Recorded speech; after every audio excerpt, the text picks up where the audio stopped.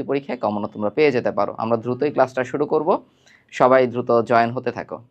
একটু ব্লার আসতেছে নাকি?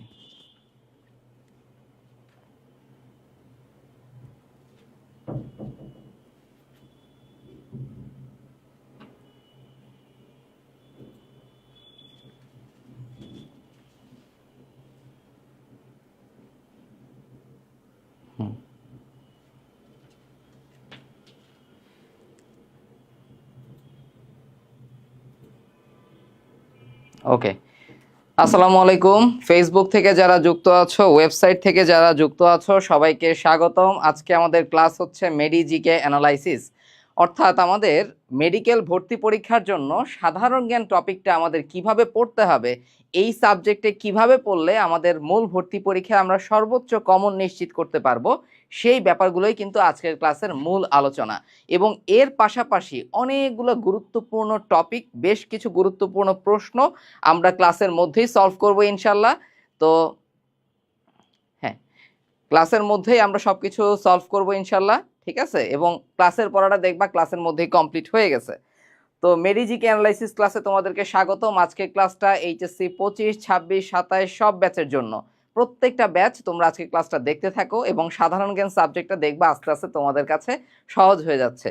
তো আমার সাথে অলরেডি যারা যারা যুক্ত হয়ে গেছো সবাই একটু কমেন্ট সেকশনে জানাও যে কে কোন ব্যাচ থেকে যুক্ত হয়েছো।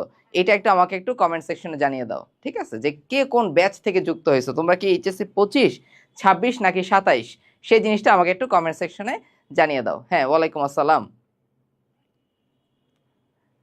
যারা যুক্ত হয়েছে তারা কে কোন ব্যাচে, সেই জিনিসটা আমাকে দ্রুত একটু কমেন্ট সেকশনে জানাও, আমি একটু দেখি কি অবস্থা।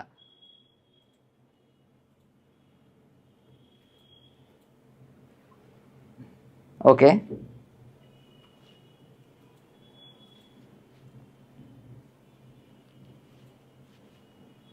ওকে, আমি দেখতে পাচ্ছি অনেকেই যুক্ত হয়ে গেছো। Very good. হ্যাঁ, ওয়ালাইকুম আসসালাম। এবং সবাই প্লিজ বন্ধুদের মেনশন দাও এবং বন্ধুদের কাছে শেয়ার করে দাও, কারণ আজকের এই সেশনটা হয়তোবা তোমার, এমনকি তোমার বন্ধুর জীবনে একটা টার্নিং পয়েন্ট হতে পারে। সাধারণ জ্ঞান সাবজেক্টটা কিন্তু ইজি, কিন্তু এটাকে ইজি করে আমাদের পড়তে হবে, এটাকে আমাদেরকে ইফেক্টিভলি পড়তে হবে, তাহলে দেখবে সাধারণ জ্ঞান নিয়ে কোনো ঝামেলা লাগতেছে না, ঠিক আছে? তো কে কে কোন ব্যাচ থেকে যুক্ত আছো সবাই একটু কমেন্ট সেকশনে দ্রুত জানাও। ওকে, ফাইন। এইচএসসি 27, আম্বিকা রয়। ওকে, অনেকেই যুক্ত আছো। ফেসবুকে যারা যুক্ত আছো, ওয়েবসাইটে যারা যুক্ত আছো, কে কোন ব্যাচ থেকে আছো একটু কমেন্ট সেকশনে জানাও দ্রুত। Very good, very good. হ্যাঁ, ওয়ালাইকুম আসসালাম। ওকে, দ্রুত একটু আমাকে কমেন্ট সেকশনে জানাও। আচ্ছা, তো তোমরা জানো যে এইচএসসি 26 তোমরা যারা আছো তোমাদের জন্য কিন্তু একটা অফার চলমান আছে। অফারটা কি? আমাদের ফাইনাল মেডিকেল ব্যাচে তোমরা কিন্তু আজ রাত 12টার মধ্যে যদি স্টার্ট 400, আমি আবার কুপনটা রেখে দিই, স্টার্ট 400, এই কুপনটা তুমি যদি ইউজ করো তাহলে কি হবে? তাহলে কিন্তু তুমি আরডিডিএস এর ফাইনাল মেডিকেল ব্যাচে 400 টাকা ডিসকাউন্টে ভর্তি হতে পারবে। এটা তোমাদের জন্য আর্লি বার্ড অফার যেটাকে বলে। আরডিডিএস ফাইনাল মেডিকেল ব্যাচে তুমি শুরুতেই একটা ডিসকাউন্ট পেয়ে যাচ্ছে, স্টার্ট 400, এই কুপনটা তুমি ইউজ করতে পারো। ওকে, দ্রুত সবাই একটু জয়েন হয়ে যাও। ওয়ালাইকুম আসসালাম। আজকে আমরা অনেক পড়াশোনা করব, অনেক নোট করব, তারপর হচ্ছে তোমাদের হাত ব্যথা হয়ে যাবে, কিন্তু ঘুমানোর আগে তুমি একটা আত্মতুষ্টি নিয়ে ঘুমাইতে যাবা যে আজকে দিনে বেশ ভালো একটা পড়াশোনা আমার হয়েছে। যদি এই জিনিসটা না কন্টিনিউ করতে পারো তাহলে দেখবা হচ্ছে আস্তে আস্তে পড়াশোনার যে ফ্লোটা তুমি ফেরত আসবে, তোমার পড়াশোনাটা নিজের নিজে ধরে রাখতে হবে। Very good. এইচএসসি 27, এইচএসসি 28, আরে অসাধারণ। ওকে, ঠিক আছে, তাহলে চলো আমরা মেডিজিকে অ্যানালাইসিসের প্রথম প্রশ্নে আমরা একটু যাই। তাহলে দেখি আমরা সাধারণ জ্ঞান আমাদের মেডিকেল ভর্তি পরীক্ষার জন্য বা আমাদের জীবনের জন্য কতখানি গুরুত্বপূর্ণ। সাধারণ জ্ঞানটা আমাদের মেডিকেল ভর্তি পরীক্ষার জন্য কতখানি গুরুত্বপূর্ণ। দেখো, আমাদের কিন্তু বেশ বড় একটা সময় জুড়ে আমি যদি বলি এই সাধারণ জ্ঞানে শুধুমাত্র ছিল বাংলাদেশ। পরবর্তীতে আমাদের কি যুক্ত হলো? পরবর্তীতে আমাদের যুক্ত হলো হচ্ছে আন্তর্জাতিক। আন্তর্জাতিক আর গত বছর থেকে যুক্ত হয়েছে হচ্ছে মানবিক গুণাবলী, প্রবণতা ও মানবিক গুণাবলী। তো গত বছর তোমরা দেখছো যে মানবিক গুণাবলী থেকে 5টা প্রশ্ন আসছিল, এবং যারা একটু মাথা খাটায় এই মানবিক গুণাবলীর প্রশ্নগুলো অ্যান্সার করতে পারছে তারা 5-এ কিন্তু 5 এনশিওর করতে পারছে। তাহলে আমরা ধরতে পারি এবারেও মেডিকেল ভর্তি পরীক্ষায় ইনশাল্লাহ মানবিক গুণাবলী থেকে 5 মার্কের প্রশ্ন আসবে। এবং এই মানবিক গুণাবলী তুমি যদি একটু বুঝে শুনে অ্যান্সার করতে পারো তাহলে দেখবা খুব সহজে এখানে 5-এ 5 তুমি কনফার্ম করে আসতে পারবা।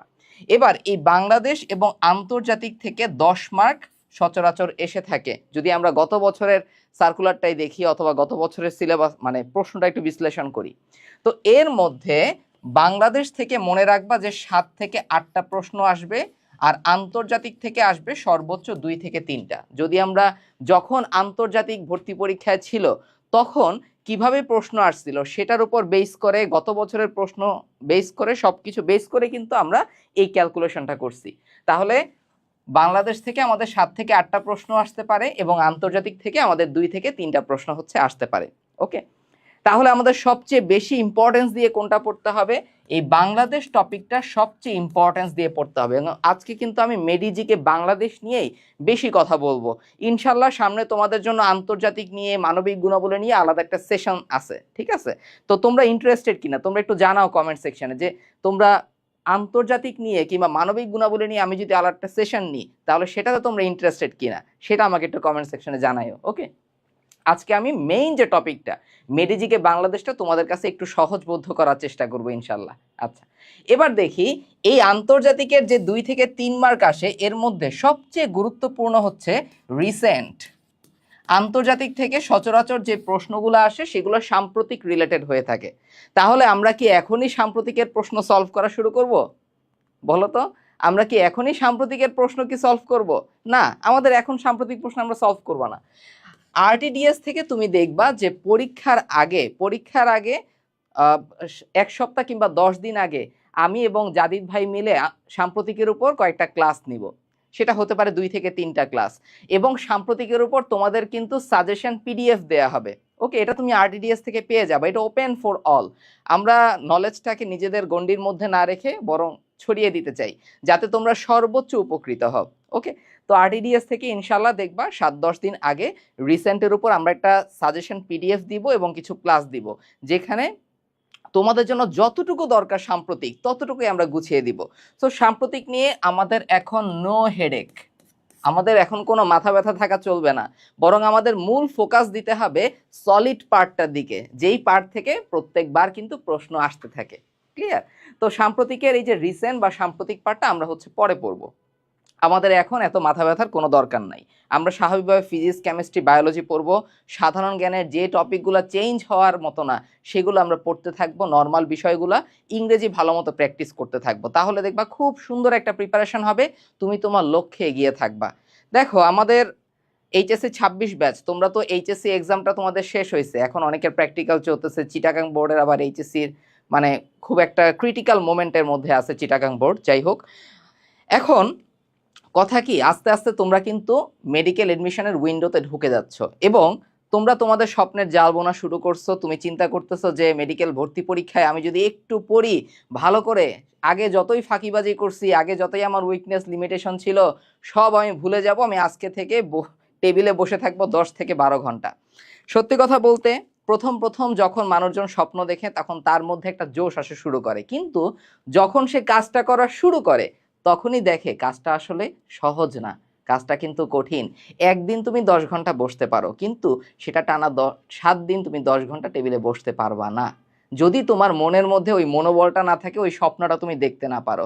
আমি জানি তোমরা সবাই স্বপ্নবাজ এখানে, আমি জানি তোমাদের সবার মনের মধ্যে ঢাকা মেডিকেল কলেজ, একটা সরকারি মেডিকেল কলেজে চান্স পাওয়ার তীব্র বাসনা আছে, তাই না? কিন্তু এই আকাঙ্ক্ষা বাসনাটাকে যদি আমরা পূর্ণ করতে চাই আমাদের দরকার কিন্তু ডিসিপ্লিন, প্রচুর পরিমাণে ডিসিপ্লিন হতে হবে। তোমার পড়াশোনার চাইতে, তোমার চিন্তার চাইতেও তোমার লিমিটেশনের বাহিরে গিয়ে তোমার পরিশ্রম করতে হবে। আমরা আলোচনা করবো আস্তে ধীরে তোমাদের জন্য, দেখবা আস্তে আস্তে গাইডলাইন লাইভ আসতেছে, গাইডলাইন ক্লাস হবে আরটিডিএস থেকে, সবকিছু টেনশনের কোনো কারণ নাই। প্রথম কথা, একটা কথা মনে রাখবা যে আরটিডিএস তোমাদের সাথে আছে, এই জিনিসটা 1 নাম্বার মাথায় রাখবা। 2 নাম্বার, আমরা যেভাবে তোমাদের গাইডলাইন দিব, যেভাবে যা পড়তে বলবো তুমি বিশ্বাস রেখে জাস্ট ওই জিনিসটা পড়ো, তাহলে দেখবা পরীক্ষাটা খুব ভালো হবে ইনশাল্লাহ। অল্প সময়ে মাত্র 3 মাসের মধ্যে আমাদের প্রস্তুতি গুছাইতে হবে, মাত্র 3টা মাস, মাত্র 90টা দিন। তুমি গুনে গুনে সেকেন্ড শেষ করতে পারবা এখানে অল্প কয়েকটা সময়, তো আমাদের পড়তে হবে ওই রকম। তাহলে আমাদের জন্য মোস্ট ইম্পর্টেন্ট হচ্ছে বাংলাদেশ পার্টটা খুব ভালো করে আমাদের দেখতে হবে। এরপরে দেখি যে কিভাবে আসলে পড়তে হবে। দেখো, থিওরি এবং প্র্যাকটিসের জন্য আমাদের আরটিডিএস এর একটা বৈশিষ্ট্য আছে। আরটিডিএস এ আমরা যখন ক্লাস নেই তখন কিন্তু আমরা এই মেডিজিকে বাংলাদেশ, মেডিজিকে আন্তর্জাতিক, ফিজিক্স কেমিস্ট্রি বায়োলজিতে তোমরা দেখো না দাগানো বইয়ে লাইন বাই লাইন ধরে ধরে পড়ায়, তো আমরা কিন্তু এই বই দুইটার পিডিএফ ধরে ধরে লাইন বাই লাইন পড়াই। এটা হচ্ছে আমাদের আরটিডিএস এর জন্য সাধারণ জ্ঞানের মেইন বই। ওকে, তো এই বই দুটা ধরে ধরে আমরা পড়াই। অনেকে বলে আরডিএস এর বই কি এনাফ? মোর দেন এনাফ। তুমি যদি আরডিএস এর বই পড়তে পারো, দেখো পাতলা দুইটা বই, কারণ মেডিকেল ভর্তি পরীক্ষার জন্য বেশি পড়াশোনা করে লাভ নাই, বরং তোমার যা দরকার শুধু তুমি সেটা পড়বা, তাহলে মাথায় থাকবে, তুমি সুন্দর মতো আউটপুট একটা দিতে পারবা। তাহলে এই বই দুটা হচ্ছে তোমার জন্য মোর দেন এনাফ। আর মানবিক গুণাবলীর জন্য ছোট্ট একটা বই আছে আমাদের আরটিডিএস এর, এই ছোট বইটা হচ্ছে তুমি মানবিক গুণাবলী সলভ করে দেখবে 5-এ 5 ইনশাল্লাহ তুমি পেয়ে যাবা। এমনিতেও সহজ প্রশ্ন আসবে, টেনশনের কোনো কারণ নাই। তাহলে সবকিছুর জন্য তুমি কি বই ফলো করতে পারো? আরটিডিএস এর জিকে বই ফলো করতে পারো, মেডিজিকে বাংলাদেশ, মেডিজিকে আন্তর্জাতিক, আর হচ্ছে আমাদের আমাদের মানবিক গুণাবলীর প্রশ্ন। তো এখানে থিওরিও আছে, সমস্ত প্র্যাকটিস কোয়েশ্চেন, যত তোমার প্র্যাকটিস কোয়েশ্চেন সলভ করা দরকার সব এখানে দেয়া আছে, মোর দেন এনাফ। এখন তুমি যদি বলো ভাইয়া আমি তো আপনার ক্লাস করি কিন্তু আমি অন্য বই থেকে সাধারণ জ্ঞান পড়বো, কোনো সমস্যা নাই, তুমি আমার ক্লাস করে তোমার কাছে যে বই আছে যে কোনো একটা বই তুমি ভালো মতো পড়বা, দুইটা বই ভালো মতো পড়ার কোনো দরকার নাই, দুইটা বই ভালো মতো পড়ার কোনো দরকার নাই, তুমি একটা বই ভালো মতো পড়ো, যে কোনো একটা বই। ওকে, সো ক্লাস দেখে তুমি ওই টপিক ধরে ধরে পড়ে ফেললা। এই ক্লাসের মধ্যে আমি বলে দিই সবসময় কোনটা বেশি ইম্পর্টেন্ট কোনটা লেস ইম্পর্টেন্ট। আমার ক্লাস প্রথম কারা কারা করতেছে একটু হাত তোলো তো, আমি একটু দেখতে চাই যে প্রথমবারের মতো কারা কারা ক্লাস করতেছো, প্রথমবারের মতো কারা কারা ক্লাস করতেছো আমার, আমি একটু জানতে চাই, কারণ অনেকেই হয়তোবা নিউ অডিয়েন্স থাকতে পারো। ওকে, হ্যাঁ অনেকেই আমি দেখতে পাচ্ছি, এই যে অনেকেই আছো ফার্স্ট টাইম ক্লাস করতেছো, একদম শেষ পর্যন্ত থাকো এবং বলবা যে আজকে ক্লাসটা তোমাদের কেমন লাগলো। আর আমার জিকে ক্লাস আগে যারা করছো তারা একটু ফিডব্যাক দিতে পারো যদি তোমাদের মনে চায়, যদি তোমাদের মনে হয় যে সাদিক ভাইয়া খুব ইফেক্টিভলি জিকে ক্লাস করায়, তাহলে তোমরা একটু কমেন্টে লিখতে পারো, একটা ফিডব্যাক দিতে পারো যে কিরকম লাগে আরটিডিএস এর সাধারণ জ্ঞান ক্লাস। ওকে, এরপরে আমরা কই যাব যে কি কি বই পড়তে হবে, আমরা এটা নিয়ে পড়াশোনা করলাম। এখানে আরেকটা জিনিস বলি, প্র্যাকটিসের ক্ষেত্রে তোমরা কোনটাকে বেশি প্রাধান্য দিবা? সবার আগে বিগত বছরের ম্যাট ডেট প্রশ্ন হচ্ছে সলভ করবা, 1 নাম্বার। 2 নাম্বার হচ্ছে বিসিএস এর প্রশ্নগুলো খুব ভালো করে হচ্ছে সলভ করতে হবে। কত থেকে কত তুমি যদি জিজ্ঞাসা করো তাহলে 35 থেকে 50তম বিসিএস হয়েছে, এগুলো হচ্ছে মাস্ট, এগুলো হচ্ছে মাস্ট সলভ, এগুলো হচ্ছে তোমার করতেই হবে এরকম। এবং তারপর তুমি বিগত 10 বছরের ঢাকা ভার্সিটির প্রশ্ন হচ্ছে সলভ করতে পারো। তুমি যদি এভাবে সলভ করো ইনশাল্লাহ দেখবা তোমার এখান থেকে ডিরেক্ট তুমি হুবহু কমন পেয়ে যাবা, কিংবা টপিক কমন পেয়ে যাবা মেডিকেল ভর্তি পরীক্ষায়। সো এই 3টা চেকলিস্ট তুমি মেনটেন করার চেষ্টা করো, বারবার পড়ো, বারবার পড়ো, সাধারণ জ্ঞান তুমি বারবার ভুলবা, বারবার পড়তে হবে, আমি বলে দিব কিভাবে কি পড়তে হবে। ওকে, এরপরে আসি কি কি বই পড়তে হবে, এটা নিয়ে অলরেডি আলোচনা করছি। কিভাবে পড়লে মনে থাকবে? প্রথম কথা, ক্লাস করতে হবে। তুমি যদি আরটিডিএস এর সাধারণ জ্ঞান ক্লাস করো ইনশাল্লাহ আমার বিশ্বাস, আমি ক্লাস নিই অথবা জাদিদ ভাই যদি ক্লাস নেই, তাহলে কি হবে? তাহলে তোমাদের ক্লাসের পড়াটা ক্লাসের মধ্যে ইনশাল্লাহ হয়ে যাবে। সো ভালো একটা ক্লাস করতে হবে, তারপরে যে কোনো একটা বই থেকে আমাদের থিওরি পড়তে হবে এবং প্র্যাকটিস করতে হবে, তাই না? এবার কিভাবে পড়লে মনে থাকবে, সেক্ষেত্রে আমি একটা কথা তোমাদেরকে বলি। কি কথা বলবো? সবসময় মনে রাখবা যে প্র্যাকটিস করার সময় যে এমসিকিউটা তুমি ভুল করছো সবসময় সেটাকে আলাদা করে মার্ক করে রাখবা, সেটাকে আলাদা করে মার্ক করে রাখবা যেন পরবর্তীতে তুমি ওটা বারবার রিভিশন দিতে পারো, তোমার সামনে যেন বারবার আসে। এবং চেষ্টা করবা কোন একটা টপিক পড়ার 1 দিন পরে রিভিশন দিতে, 7 দিন পরে রিভিশন দিতে, 30 দিন পরে রিভিশন দিতে। এই স্ট্র্যাটেজিতে আগাও, দেখবা ইনশাল্লাহ অনেক ভালো একটা প্রিপারেশন হবে। এটাকে বলা হয় স্পেসড রিপিটেশন। এটাকে কি বলা হয়? এটাকে বলা হয় হচ্ছে স্পেসড রিপিটেশন বলা হয়। ওকে, আচ্ছা ফাইন। তাহলে আমাদের এভাবে যদি আমরা পড়ি ইনশাল্লাহ আমাদের মনে থাকবে। তাহলে চলো আমরা আমাদের মোস্ট ইম্পর্টেন্ট এমসিকিউ গুলো এখন সলভ করব ব্যাখ্যা সহ। সবাইকে এক্সাইটেড কিনা একটু হাত তুলি আমরা, যে জি ভাই। বিসমিল্লাহ বলে শুরু করলাম, আল্লাহর নামে শুরু করলাম এবং শেষ পর্যন্ত আমরা আপনার ক্লাসে থাকবো। আমি একটু দেখতে চাই যে কারা কারা একদম বদ্ধপরিকর। আজকে আমরা অনেক কিছু ইনশাল্লাহ শিখবো। ওকে, কিন্তু আমাদের শেখার মেন্টালিটিটা থাকতে হবে। আচ্ছা, তাহলে আমাদের প্রথম দেখো, বাংলার সর্বপ্রাচীন জনপদের নাম কি? দেখি রে পাগলারা, একটু কমেন্ট সেকশনে জানা, এটা পারিস তোরা? একটু বলতো, একটু বলো আমাকে। যদি বলি যে আমাদের প্রশ্নটা কি, আমাদের প্রশ্নটা হচ্ছে প্রথমত বাংলার সর্বপ্রাচীন জনপদের নাম কি? ভেরি গুড, পুন্ড্র জনপদ। এখন আমি কি বলছি, আমি একটা এমসিকিউ পড়াবো, দেখবা 10টা এমসিকিউ পড়া হয়ে গেছে। কিভাবে পড়া হয়ে গেছে আমি তোমাকে বলি। বাংলার সর্বপ্রাচীন জনপদের নাম হচ্ছে কি? সর্বপ্রাচীন জনপদের নাম হচ্ছে পুন্ড্র জনপদ। এখান থেকে আমরা আপাতত একটা জিনিস মনে রাখবো যে বাংলায় মহাস্থানগড় আছে না? মহাস্থানগড় কোথায়? মহাস্থানগড় কিন্তু বগুড়ায় অবস্থিত। এই আরেকটা কথা, আজকে বোর্ডের মধ্যে যা লিখবো সবাই নোট খাতা নিয়ে বসো, কারণ আজকে ক্লাসে যারা নোট শেয়ার করবা তাদের মধ্যে টপ 5 পেয়ে যাবে আরটিডিএস এর প্রিমিয়াম টি শার্ট। ওকে, তো নোট শেয়ারিং কন্টেস্ট এখন থেকেই চালু হয়ে গেল। ভাইয়ার সঙ্গে সঙ্গে ভাইয়া বোর্ডে যা লিখবে সেটা তুমি নোট করতে থাকো, সুন্দর মতো নোটটা শেয়ার করবা, ক্লাস রিভিউ দিবা, তাহলে টপ 5 ইনশাল্লাহ কি পেয়ে যাবা? আরটিডিএস এর প্রিমিয়াম টি শার্ট পেয়ে যাবা। তো সবাই অ্যাক্টিভলি পার্টিসিপেট করো। সো মহাস্থানগড়, এই যে বগুড়া, এই বগুড়াটা কোন জনপদের? এটা হচ্ছে পুন্ড্র জনপদের অন্তর্ভুক্ত। মনে থাকবে, এই প্রশ্নটা অনেকবার পরীক্ষায় আসছে। ওকে, 1 নাম্বার গেল। এবার আমরা একটু খেয়াল করি, আমাদের এই যে গৌর, যদি বলা হয় যে বাংলাদেশের গৌর জনপদের অন্তর্ভুক্ত এলাকা কোনটা, একটাই এরিয়া আছে, সিএনজি, চাঁপাইনবাবগঞ্জ, এটা হচ্ছে গৌর জনপদের অন্তর্ভুক্ত। হরিকেলের মধ্যে কোনটা কোনটা আছে? হরিকেলের মধ্যে আছে সিলেট এবং হচ্ছে চট্টগ্রাম, এটা হচ্ছে হরিকেল জনপদের অন্তর্ভুক্ত। এখন আমরা একটা জিনিস দেখি, এর পরের প্রশ্ন, প্রাচীন বাংলার হরিকেল জনপদ অঞ্চলভুক্ত এলাকা কোনটা? এটার অ্যান্সার হবে হচ্ছে চট্টগ্রাম। এখন ভাইয়া এগুলো আমাদের মনে থাকে না, তো ভাইয়া তো আসি মনে রাখার জন্য। এখন লিওনার্দো দা সাদি ভাই কি আঁকবে? বাংলাদেশের মানচিত্র আঁকবে। ওকে, লিওনার্দো সাদি ভাই বাংলাদেশে সেই বিখ্যাত মানচিত্র আঁকছেন। আচ্ছা, তার তুলিতে আসলে শিল্প আর শিল্প, তিনি যাই দাগ দেন তা হয়ে যায় চিত্রকর্ম। তো মনে রাখবা, যে কোনো একটা মানচিত্রের উপরের দিকটা হচ্ছে উত্তর দিক। আমি বলি এটাই হচ্ছে আমাদের বাংলাদেশ, আমি চিত্র লিখে দিই, নাইলে অনেকে বুঝতে নাও পারো, অনেক সুন্দর ছবি তো। সো চিত্র হচ্ছে কি? চিত্র হচ্ছে বাংলাদেশ। ওকে, ছোট্ট করে একটা দ্বীপ দিয়ে দিই, সেন্ট মার্টিন দ্বীপ নাকি? তো এটা চিত্র কি? চিত্র হচ্ছে বাংলাদেশ, মনে রাখবা। ওকে, এটাই আমাদের বাংলাদেশ। 100তে 100 না চিত্র? ওকে, তো যে কোনো একটা মানচিত্রের উপরের দিকটা হচ্ছে আমাদের উত্তর দিক, যেন মনে থাকে। ওকে, তাহলে নিচের দিকটা কি? নিচের দিক হচ্ছে দক্ষিণ। আমরা জানি যে ভারতের বাংলাদেশের দক্ষিণে কি আছে? বঙ্গোপসাগর আছে। আর উত্তর পশ্চিম, এই উত্তর দিক, তারপর পূর্ব পশ্চিম, এখানে আছে হচ্ছে ভারত। তাহলে এই পাশে আছে হচ্ছে পূর্ব, আর এদিকে আছে হচ্ছে পশ্চিম। ফাইন, তাহলে আমাদের দেখতে হবে বর্তমান বাংলাদেশের মানচিত্রে, বর্তমানে বাংলাদেশের মানচিত্রে প্রাচীন জনপদগুলোর অবস্থান কোথায় কোথায় ছিল। খেয়াল করো, এই হচ্ছে আমাদের পূর্ব দিক। পূর্ব দিকে পড়ছে কোনটা কোনটা? সিলেট এবং চট্টগ্রাম। তো সিলেট এবং চট্টগ্রাম এরা কোন জনপদের অন্তর্ভুক্ত? হরিকেল জনপদের অন্তর্ভুক্ত। মনে থাকবে কোন জনপদের অন্তর্ভুক্ত? হরিকেল জনপদের অন্তর্ভুক্ত। ওকে, এরপরে আসো, এইদিকে আছে হচ্ছে দক্ষিণবঙ্গ। দক্ষিণবঙ্গ মানে কি? দক্ষিণবঙ্গ মানে হচ্ছে এখানে আছে খুলনা, এখানে আছে হচ্ছে বরিশাল, এখানে আছে হচ্ছে সুন্দরবন। এগুলো ছিল কিসের মধ্যে? এগুলো ছিল চন্দ্রদ্বীপের মধ্যে। চন্দ্রদ্বীপ, চন্দ্রদ্বীপের আরেকটা নাম হচ্ছে বাকলা বলা হইতো। এটাকে কি বলা হইতো? বাকলা বলা হইতো। আচ্ছা, এবার আমরা চলে যাব হচ্ছে আমাদের উত্তর দিকে।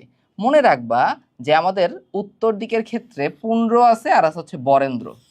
এখন পরীক্ষায় আসে অনেক সময় পুন্ড্রর মধ্যে স্পেসিফিক্যালি মনে রাখবা বগুড়ার কথা, এটাই বারবার পরীক্ষায় আসে। পুন্ড্রের মধ্যে স্পেসিফিক্যালি মনে রাখবা বগুড়ার কথা। আর রাজশাহী, রংপুর, দিনাজপুর এগুলা মিলেমিশে কিন্তু পুন্ড্র আর বরেন্দ্রর মধ্যে। ঠিক আছে, রাজশাহী, রংপুর, দিনাজপুর এগুলা মিলেমিশে কিসের মধ্যে? পুন্ড্র আর বরেন্দ্রর মধ্যে। এবার আসি গৌড়। গৌড়র মধ্যে একটাই আছে, একটু আগে তোমাদের পড়াইছিলাম, বলো সেটার নাম কি? গৌড় জনপদের অন্তর্ভুক্ত কোনটা? গৌড় জনপদের অন্তর্ভুক্ত একটা জেলার নামে বলছিলাম তোমাদের, একটু দ্রুত বলো, দ্রুত বলো। গৌড় জনপদের অন্তর্ভুক্ত আম্বিকা রায়। হ্যাঁ, ভাইয়ার মতো এরকম আঁকবা, ঠিক আছে, সুন্দর করে আঁকবা। ইয়েস, চাঁপাইনবাবগঞ্জ, সিএনজি, এটাই হচ্ছে গৌড় জনপদের অন্তর্ভুক্ত। আমরা মনে রাখবো বর্তমান বাংলাদেশের মানচিত্রে গৌড় জনপদের এই একটাই আছে, সেটা হচ্ছে চাঁপাইনবাবগঞ্জ। ওকে, এরপরে আসি, এই জায়গাটায় হচ্ছে কুমিল্লা আর নোয়াখাইল্লা, এরা হচ্ছে সমতট জনপদের অন্তর্ভুক্ত। কুমিল্লা এবং হচ্ছে নোয়াখালী, কুমিল্লা এবং হচ্ছে কি নোয়াখালী, এরা কোন জনপদের অন্তর্ভুক্ত? সমতট জনপদের অন্তর্ভুক্ত।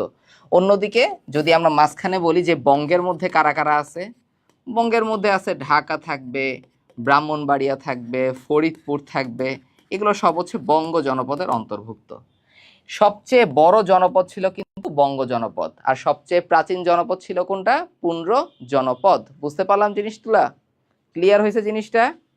ওকে, তাহলে এই হচ্ছে আমাদের প্রাচীন বাংলার জনপদ। তাহলে সবাই একটু কমেন্ট সেকশনে অ্যাক্টিভ হয়ে যাও যে কে কোন জনপদ থেকে আমার ক্লাস করতেছো, কে কোন জনপদের অন্তর্ভুক্ত। সবাই একটু কমেন্ট সেকশনে সুন্দর করে একটু বলে দাও কে কোন জনপদ থেকে আমার ক্লাস করতেছো। তাহলে আমি ক্লাসের মধ্যে একটা সেশন আছে আমার, সেটা হচ্ছে র্যাপিড ফায়ার সেশন। তাহলে আমি বারবার প্রশ্ন করব, তোমরা অ্যান্সার দিবা। যদি বলি কুমিল্লা কোন জনপদের অন্তর্ভুক্ত, কুমিল্লা কোন জনপদের অন্তর্ভুক্ত, দ্রুত বলো। কে কোন জনপদ থেকে ক্লাস করতেছো একটু কমেন্ট সেকশনে জানাও। আর কুমিল্লা কোন জনপদের অন্তর্ভুক্ত? ভেরি গুড, সমতট জনপদের অন্তর্ভুক্ত। বরিশাল কোন জনপদের অন্তর্ভুক্ত বলো, বরিশাল কোন জনপদের অন্তর্ভুক্ত? আমি দেখতে পাচ্ছি বঙ্গ জনপদ থেকে আছে, সমতট থেকে আছে, তারপরে গৌর থেকে আছে, তাই না? আচ্ছা, বরিশাল কোন জনপদের অন্তর্ভুক্ত দ্রুত বলো। Very good. আচ্ছা, বরিশাল হচ্ছে চন্দ্রদ্বীপের অন্তর্গত। আচ্ছা, এরপরে যদি বলি যে হরিকেল জনপদের মধ্যে কোনটা কোনটা আছে? সিলেট আর হচ্ছে আমাদের চট্টগ্রাম। বাংলাদেশের রাজধানী ঢাকা, এই ঢাকা কোন জনপদের অন্তর্ভুক্ত? বাংলাদেশের রাজধানী ঢাকা, সেটা কোন জনপদের অন্তর্ভুক্ত? ভাইয়া সিরাজগঞ্জ কোন জনপদের মধ্যে হবে? সিরাজগঞ্জ হবে হচ্ছে বরেন্দ্রর মধ্যে, পুন্ড্র বরেন্দ্র মিলিয়ে, ঠিক আছে? ওকে, ভেরি গুড, ঢাকা ছিল বঙ্গ জনপদের অন্তর্ভুক্ত। ওকে ফাইন, তাহলে আমরা অলরেডি এই জনপদ জিনিসটা খুব সুন্দর করে পড়ে ফেলছি। বাংলার কোন সুলতানের শাসনামলকে স্বর্ণযুগ বলা হয়? কেউ অ্যান্সার দিতে পারবা? বাংলার কোন সুলতানের শাসনামলকে স্বর্ণযুগ বলা হয়ে থাকে? এটা বলা হবে আলাউদ্দিন হোসেন শাহ। কার শাসনামলকে? আলাউদ্দিন হোসেন শাহের শাসনামলকে বলা হয়ে থাকে স্বর্ণযুগ। এখন আমাদের কয়েকটা জিনিস মনে রাখতে হবে। আমরা মনে রাখবো যে আমরা এখানে কয়েকটা জিনিস মনে রাখবো, কি কি? এই যে শামসুদ্দিন ইলিয়াস শাহের নাম আছে, আমরা মনে রাখবো যে বাংলা সালতানাতের প্রকৃত প্রতিষ্ঠাতাকে। এই এমসিকিউ গুলা কিন্তু সুন্দর করে খাতায় নোট করে ফেলো, এগুলাই পরীক্ষায় আসবে। যদি বলে বাংলা সালতানাতের প্রকৃত প্রতিষ্ঠাকে, তখন অ্যান্সার হবে কিন্তু শামসুদ্দিন ইলিয়াস শাহ। বাংলা সালতানাতের প্রকৃত প্রতিষ্ঠাতাকে? শামসুদ্দিন ইলিয়াস শাহ। ওকে, এবার আসি গিয়াসুদ্দিন আজম শাহ। মনে রাখতে হবে তিনি ছিলেন কি? সংস্কৃতি মোনা। এবং গিয়াসুদ্দিন আজম শাহের সাথে পারস্যের কবি হাফিজের পত্রালাপ হতো। পারস্যের কবি হাফিজের কি হইতো? পত্রালাপ হইতো। কার সাথে? গিয়াসুদ্দিন আজম শাহের সাথে। তাহলে কোন সুলতানের শাসনামলকে স্বর্ণযুগ বলা হয়ে থাকে? আলাউদ্দিন হোসেন শাহের শাসনামলকে। এবার আসো, মনে রাখবা চাপাই নবাবগঞ্জে অর্থাৎ গৌড়ে, গৌড়ের বড় সোনা মসজিদ কে নির্মাণ করছে? গৌড়ে দুইটা মসজিদ আছে, একটা হচ্ছে ছোট সোনা মসজিদ আর একটা হচ্ছে বড় সোনা মসজিদ। তাহলে ছোট সোনা মসজিদ, এটা নির্মাতাকে? এটা নির্মাতা হচ্ছেন আলাউদ্দিন হোসেন শাহ। ছোট সোনা মসজিদের নির্মাতাকে? আলাউদ্দিন হোসেন শাহ। এবার আলাউদ্দিন হোসেন শাহের একটা বেটা ছিল, বেটা মানে হচ্ছে পুত্র। সেই পুত্রের নাম ছিল নুসরাত শাহ। এখন নুসরাত শাহ মনে মনে বলল, আমার বাবা যদি বড় সোনা মসজিদ বানায়, সরি ছোট সোনা মসজিদ বানায়, তাহলে আমার বানাইতে হবে বড় কিছু। তাহলে কি বানাবো আমি? বড় সোনা মসজিদ বানাবো। এটা বানাইছেন কে? নুসরত শাহ। নুসরত শাহ ছিলেন আলাউদ্দিন হোসেন শাহের ছেলে। খুবই গুরুত্বপূর্ণ দুইটা এমসিকিউ আমরা এখান থেকে শিখে ফেললাম। তাহলে আমাদের গৌড়ের ছোট সোনা মসজিদের নির্মাতা আলাউদ্দিন হোসেন শাহ, আর বড় সোনা মসজিদের নির্মাতা আর হচ্ছে নুসরত শাহ। ক্লিয়ার জিনিসটা? বুঝতে পারলাম ভাইয়া? এটা সব ব্যাচের জন্য ইউনিভার্সাল ক্লাস। 25, 26, 27, 28 সবাই জয়েন করবা, ঠিক আছে? বুঝতে পারলাম? মুখস্থ হয়েছে ক্লাসগুলা? ওকে, তাহলে এতক্ষণ পর্যন্ত যা যা পড়াইলাম, ক্লাসের পড়া ক্লাসে কি মুখস্থ হলো কি না একটু আমাকে কমেন্ট সেকশনে জানাও। তুমি একটা ভালো ক্লাস কখন করবা? যখন তোমার মনে হবে ক্লাসে আমি অনেক কিছু শিখতে পারতেছি, আমি শুধু একটা এমসিকিউ শিখলাম, আমার এখানে লাভের কোনো লাভ নাই। আমার এই এমসিকিউগুলো লেজ খুঁজে বের করতে হবে। একটা প্রশ্ন সলভ করলে আমার যেন 10 থেকে 12টা প্রশ্ন সলভ হয়ে যায়, সেই জিনিসটা আমার এনশিওর করতে হবে। 1 নাম্বার। 2 নাম্বার, ক্লাসের পড়া আমার ক্লাসের মধ্যে মুখস্থ হচ্ছেই না, খুব ইম্পর্টেন্ট ব্যাপার। ওকে, ক্লিয়ার? বুঝলাম। তাহলে এই জিনিসগুলো আমাদের অবশ্যই কি করতে হবে? সেই জিনিসটা আমাদের কি করতে হবে, সেই জিনিসটা হচ্ছে আমাদের এনশিওর করতে হবে। ক্লিয়ার? ওকে, ওই ওয়ার্ড্রোবে। Okay fine. এরপরে আমরা একটু আসি, বাংলায় চিরস্থায়ী ভূমি ব্যবস্থা কে প্রবর্তন করছেন? বাংলার চিরস্থায়ী ভূমি ব্যবস্থা প্রবর্তন করছেন কিন্তু লর্ড কর্নওয়ালিস। আচ্ছা, তো এইটা আমাদের কোন টপিক থেকে আসছে? ইংরেজ শাসনামল থেকে সবচেয়ে গুরুত্বপূর্ণ হচ্ছে ইংরেজ শাসকদের অবদান কি কি আছে। তাহলে সুন্দর করে আমরা দেখি। শোনো ভাই, ক্লাস করতেছি, যেন সময় অপচয় না হয়। ওকে, তাহলে প্রথম কথা, Warren Hastings. Warren Hastings, Warren Hastings থেকে আমরা কি পড়বো? এই যে হেস্টিংস, এই হেস্টিংস কি করছে? তিনি সর্বপ্রথম ভূমি রাজস্ব ব্যবস্থা প্রবর্তন করছেন। তিনি কি করছেন? তিনি সর্বপ্রথম ভূমি রাজস্ব ব্যবস্থা প্রবর্তন করছেন। ভূমি রাজস্ব ব্যবস্থা কি করছেন? প্রবর্তন করছেন, 1 নাম্বার। 2 নাম্বার, তিনি বন্দোবস্ত করছিলেন একশালা বন্দোবস্ত। একশালা বন্দোবস্ত কে প্রবর্তন করছেন? ওয়ারেন হেস্টিংস প্রবর্তন করছেন। ওকে, এরপরে আমরা মনে রাখবো লর্ড কর্নওয়ালিস। এটা একটু ছোট করে দিই, তাহলে মনে লেখাটা দেখতে ইজি হবে তোমাদের জন্য। লর্ড কর্নওয়ালিস, লর্ড কর্নওয়ালিস থেকে আমরা মনে রাখবো তিনি 10 শালা বন্দোবস্ত প্রবর্তন করছেন এবং চিরস্থায়ী বন্দোবস্ত করছেন। চিরস্থায়ী বন্দোবস্ত। আরেকটা আইন তিনি প্রবর্তন করছিলেন, সেটা ছিল হচ্ছে সূর্যাস্ত আইন। তাহলে লর্ড কর্নওয়ালিস কি করছিলেন? 10 শালা বন্দোবস্ত, চিরস্থায়ী বন্দোবস্ত এবং হচ্ছে সূর্যাস্ত আইন। ওকে, এবার 3 নম্বরে খেয়াল করো, আমরা মনে রাখবো হচ্ছে লর্ড মেও। লর্ড মেও কি করছে? মেও মানে কি? মেও মানে মনে রাখবা মানুষ। তো মানুষের যখন গণনা করা হয় তখন সেটাকে বলা হয় আদমশুমারি। তাহলে লর্ড মেও কি করলেন? প্রথম আদমশুমারি করলো। প্রথম আদমশুমারি কে করছিল উপমহাদেশে? লর্ড মেও করছিল। ক্লিয়ার? আচ্ছা, লর্ড মেও করছিল। এরপরে আমরা মনে রাখবো কার কথা? লর্ড ক্যানিং এর কথা মনে রাখবো। ক্যানিং, লর্ড ক্যানিং। ঠিক আছে, তো লর্ড ক্যানিং থেকে কি মনে রাখবো? কতে ক্যানিং, কতে হচ্ছে কাগজ। তাহলে কাগজের মুদ্রা প্রচলন করছিল লর্ড ক্যানিং। কাগজের মুদ্রা প্রচলন করছিল কে? লর্ড ক্যানিং। এবং সাথে মনে রাখবো আমরা অবশ্যই পুলিশ ব্যবস্থা চালু করছিল লর্ড ক্যানিং। তাহলে লর্ড ক্যানিং দুইটা কাজ করছেন, কাগজের মুদ্রা প্রচলন করছেন এবং পুলিশ ব্যবস্থা সে প্রবর্তন করছেন। ওকে, এরপরে আসি আমরা আরেকটা খুব ইম্পর্টেন্ট, সেটা হচ্ছে Lord Dalhousie. Lord Dalhousie, Lord Dalhousie কি করছেন? তিনি বিধবা বিবাহ প্রবর্তন করছেন।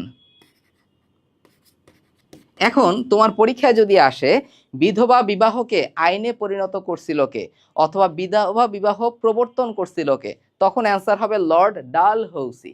কিন্তু তোমাকে বলল যে বাংলার কোন মনীষী, বাংলার কোন মনীষী বিধবা বিবাহের পক্ষে আন্দোলন করছে, তখন অ্যান্সার হবে কিন্তু বিদ্যাসাগর। বাংলার কোন মনীষী বিধবা বিবাহ প্রবর্তনের পক্ষে আন্দোলন করছেন, তখন অ্যান্সার হবে কিন্তু বিদ্যাসাগর। লর্ড ডালহৌসি কি করছেন? বিধবা বিবাহ করছেন, তিনি টেলিগ্রাফ চালু করছেন, টেলিগ্রাফ লাইন, আর লাস্টে হচ্ছে রেল লাইন যোগাযোগ, রেল যোগাযোগ, এই 3টা। ক্লিয়ার? তাহলে মুখস্থ হলো কিনা? তাহলে ওয়ারেন হেস্টিংস কি করছে? ভূমি রাজস্ব ব্যবস্থার প্রবর্তন, একশালা বন্দোবস্ত। কর্নওয়ালিস কি করছে? 10 শালা বন্দোবস্ত, চিরস্থায়ী বন্দোবস্ত, সূর্যাস্ত আইন প্রবর্তন। লর্ড মেও, মেও মানে হচ্ছে মানুষ, আদমশুমারি। আর লর্ড ক্যানিং কি করলো? কতে ক্যানিং, কতে হচ্ছে কাগজের মুদ্রা এবং সাথে হচ্ছে পুলিশ ব্যবস্থা। তাগুন দেওয়ান বলছো ভাইয়া রাজা রামমোহন হবে। ভাইয়া রাজা রামমোহন কখন হবে? যদি বলা হয়তো সতীদাহ প্রথার বিরুদ্ধে কে আন্দোলন করছে, তখন অ্যান্সার হবে রাজা রামমোহন। মনে থাকবে? ওকে। আর যদি বলে বিধবা বিবাহের পক্ষে কে আন্দোলন করছে, তখন অ্যান্সার হবে হচ্ছে বিদ্যাসাগর। Okay fine. তাহলে সবাই এতক্ষণ পর্যন্ত যারা যারা ক্লাসে আসো, যাদের ক্লাসটা এখন পর্যন্ত ভালো লাগতেছে, সবাই আমরা একটু ভালোবাসা ছড়িয়ে দিই, ঠিক আছে? ভাইয়া অনেকগুলো লাভ রিয়েক্ট দিচ্ছে তোমাদের জন্য, তোমরাও লাভ রিয়েক্ট দিয়ে দাও। ক্লাসের মধ্যে যারা যারা আছো সবাই একটা করে অ্যাটেন্ডেন্স দিয়ে দাও, লাভ রিয়েক্ট দিয়ে একটা করে অ্যাটেন্ডেন্স দিয়ে দাও। বুঝতে পারছি জিনিসটা? ওকে, ক্লিয়ার হয়েছে? মুখস্থ হয়েছে জিনিসগুলা? ফাইন, এখান থেকে কম পড়বে ইনশাল্লাহ। আর লর্ড ক্যানিং কাগজের মুদ্রা, পুলিশ ব্যবস্থা। লর্ড ডালহৌসি বিধবা বিবাহ, টেলিগ্রাফ আর রেল লাইন। শেষ, বিধবা বিবাহ, টেলিগ্রাফ আর রেল লাইন। ওকে, আচ্ছা একটু রিভিউ করতে হবে, কোনো সমস্যা, একটু রিভিউ করবা, ঠিক আছে?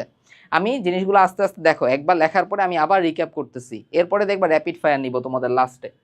আচ্ছা, এবার দেখো মূল্য এবং বাজার নিয়ন্ত্রণ ব্যবস্থা কে প্রবর্তন করছেন? এটার অ্যান্সার হবে আলাউদ্দিন খলজি। এটার অ্যান্সার কি হবে? আলাউদ্দিন খলজি হবে।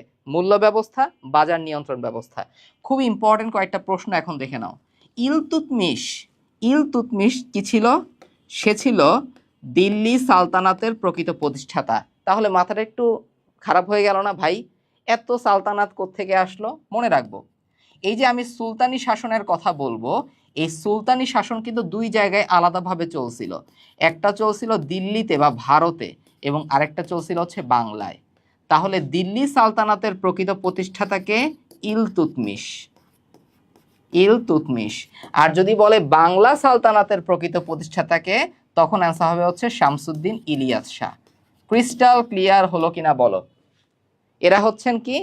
প্রকৃত প্রতিষ্ঠাতা। সুলতানি আমল কিন্তু ভারতে একটা ছিল, বাংলায় আলাদা ছিল। ওকে, তো বাংলায় বাংলা সালতানাতের প্রকৃত প্রতিষ্ঠাতাকে? শামসুদ্দিন ইলিয়াস শাহ। আর দিল্লি সালতানাতের প্রকৃত প্রতিষ্ঠাতা কে ছিলেন? ইলতুৎমিশ ছিলেন। মনে থাকবে? ক্রিস্টাল ক্লিয়ার হলো? ওকে, তাহলে সে ছিল কি? দিল্লি সালতানাতের প্রকৃত প্রকৃত প্রতিষ্ঠাতা। ওকে, এবার দেখি আমরা প্রশ্ন আসতে পারে কি, খুবই ইম্পর্টেন্ট। দেখো মুহাম্মদ বিন তুগলক আছে, তাহলে জেনে রাখি আমরা, মনে রাখবো। যদি বলা হয় তাম্র মুদ্রার প্রচলন কে করছে, তখন অ্যান্সার হবে মুহাম্মদ বিন তুগলক। তাম্র মুদ্রার প্রচলন কে করছে? মুহাম্মদ বিন তুগলক। আমার একটা আইডিয়া আছে, আমি যদি চ্যাপ্টার ওয়াইজ এরকম তোমাদের এমসিকিউ সলভের প্লেলিস্ট বানাই, তোমরা কি দেখবা সেটা? আমার কিন্তু অলরেডি তুমি দেখবা যে বিসিএস মানে বিসিএস এর সাধারণ জ্ঞান সলভের কিছু ভিডিও আমি আপলোড করছি। 50তম বিসিএস, 49তম, 48, 47, এখানে এরকম ডিটেইল এক্সপ্লেনেশন দিয়ে আমি ওই সলভগুলো পড়াইছি। তাহলে তোমাদের উপকার হবে কিনা, তোমরা কি ইন্টারেস্ট আছো কিনা একটু জানাও। তোমরা রোড টু ডিএমসি ইউটিউব চ্যানেলে তুমি যদি যাও, সেখানে বিসিএস জিকে সলভ লিখলেই দেখবা হচ্ছে তোমার জিনিসগুলো এসে গেছে। খুবই ইম্পর্টেন্ট তোমাদের জন্য বিসিএস প্রশ্ন সলভ করা। কারা কারা দেখছো আমাকে জানাইতে পারো। তাহলে তাম্র মুদ্রা প্রচলন করছিল মুহাম্মদ বিন তুগলক। আর যদি তোমাকে বলা হয় দাম মুদ্রা প্রচলন কে করছে, তখন অ্যান্সার হবে হচ্ছে শের শাহ। তাহলে তাম্র মুদ্রা প্রচলন করছেন মুহাম্মদ বিন তুগলক। আর যদি বলে দাম মুদ্রার প্রচলন কে করছে, তখন অ্যান্সার হবে শের শাহ। যদি বলা হয় ঘোড়ার ডাকের প্রচলন কে করছে, এখন ঘোড়া ডাক মানে চিহি, এটা ঘোড়ার ডাক না। ঘোড়া ডাক মানে হচ্ছে চিঠিপত্র ঘোড়ার মাধ্যমে বিলি করা, ওটা হচ্ছে ঘোড়ার ডাক। তাহলে ঘোড়ার ডাকের প্রবর্তন করছিলেন কে? এটা হচ্ছে শের শাহ। ঘোড়ার ডাক প্রচলন করছিল কে? অথবা গ্র্যান্ড ট্রাঙ্ক রোডের নির্মাতাকে?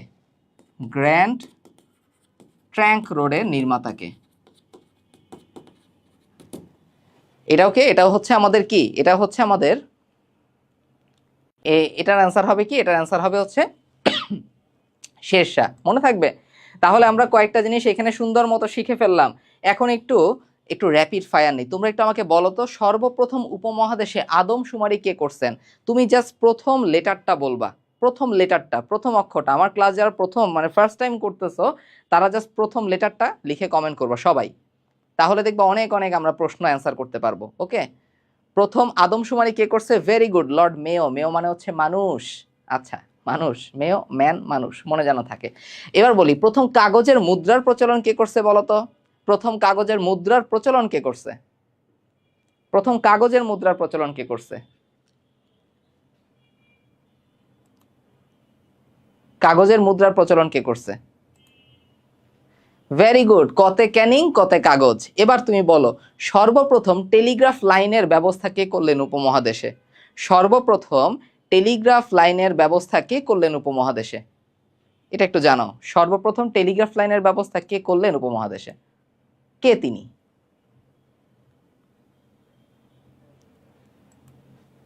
Very good, Dalhousie. অসাধারণ।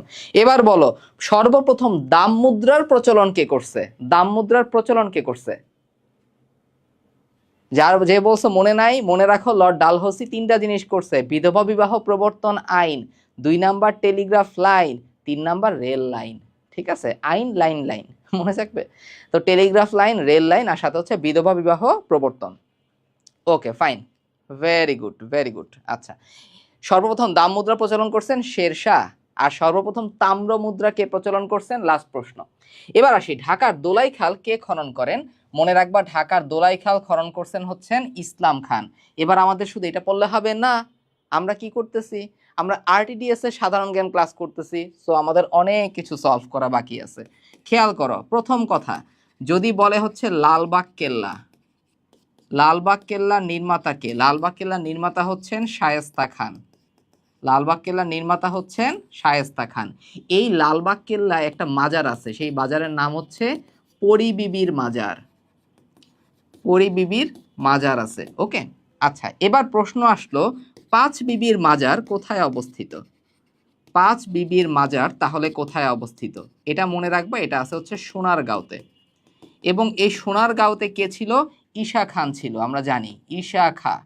ঈশা খাকে বাংলায় অনেকগুলা বিখ্যাত জমিদার ছিলেন, তাদের মধ্যে একজন, 12 ভূঁইয়াদের মধ্যে একজন ছিল ঈশা খা, সে সোনারগাঁওয়ের প্রতিষ্ঠাতা, এবং সেখানে কিন্তু পাঁচ বিবির মাজার আছে। আচ্ছা ফাইন, এবার তুমি খেয়াল করো গৌড়ের ছোট সোনা মসজিদের নির্মাতাকে, একটু দ্রুত কমেন্ট সেকশনে জানাও, গৌড়ের ছোট সোনা মসজিদের নির্মাতাকে দ্রুত জানাও কমেন্টে।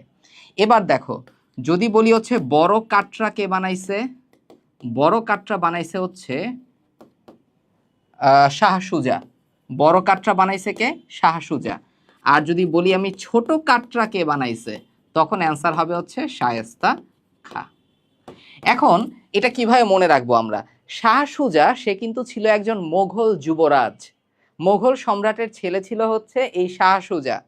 তো মোঘল সম্রাটরা কি করতো? তারা তো দিল্লিতে বসে শাসন করতো না, তারা বাংলাকে শাসন করার জন্য কিছু সুবাদার নিযুক্ত করছিলেন, তাদের মধ্যে একজন সুবাদার হচ্ছেন শায়েস্তা খা। তাহলে শাহ সুজা আর শায়েস্তা খা, তাদের মধ্যে কার পোস্ট বড়? শাহ সুজার পোস্ট বড়, সে বানাইছে বড় কাটরা, আর শায়েস্তা খা বানাইছে হচ্ছে ছোট কাটরা।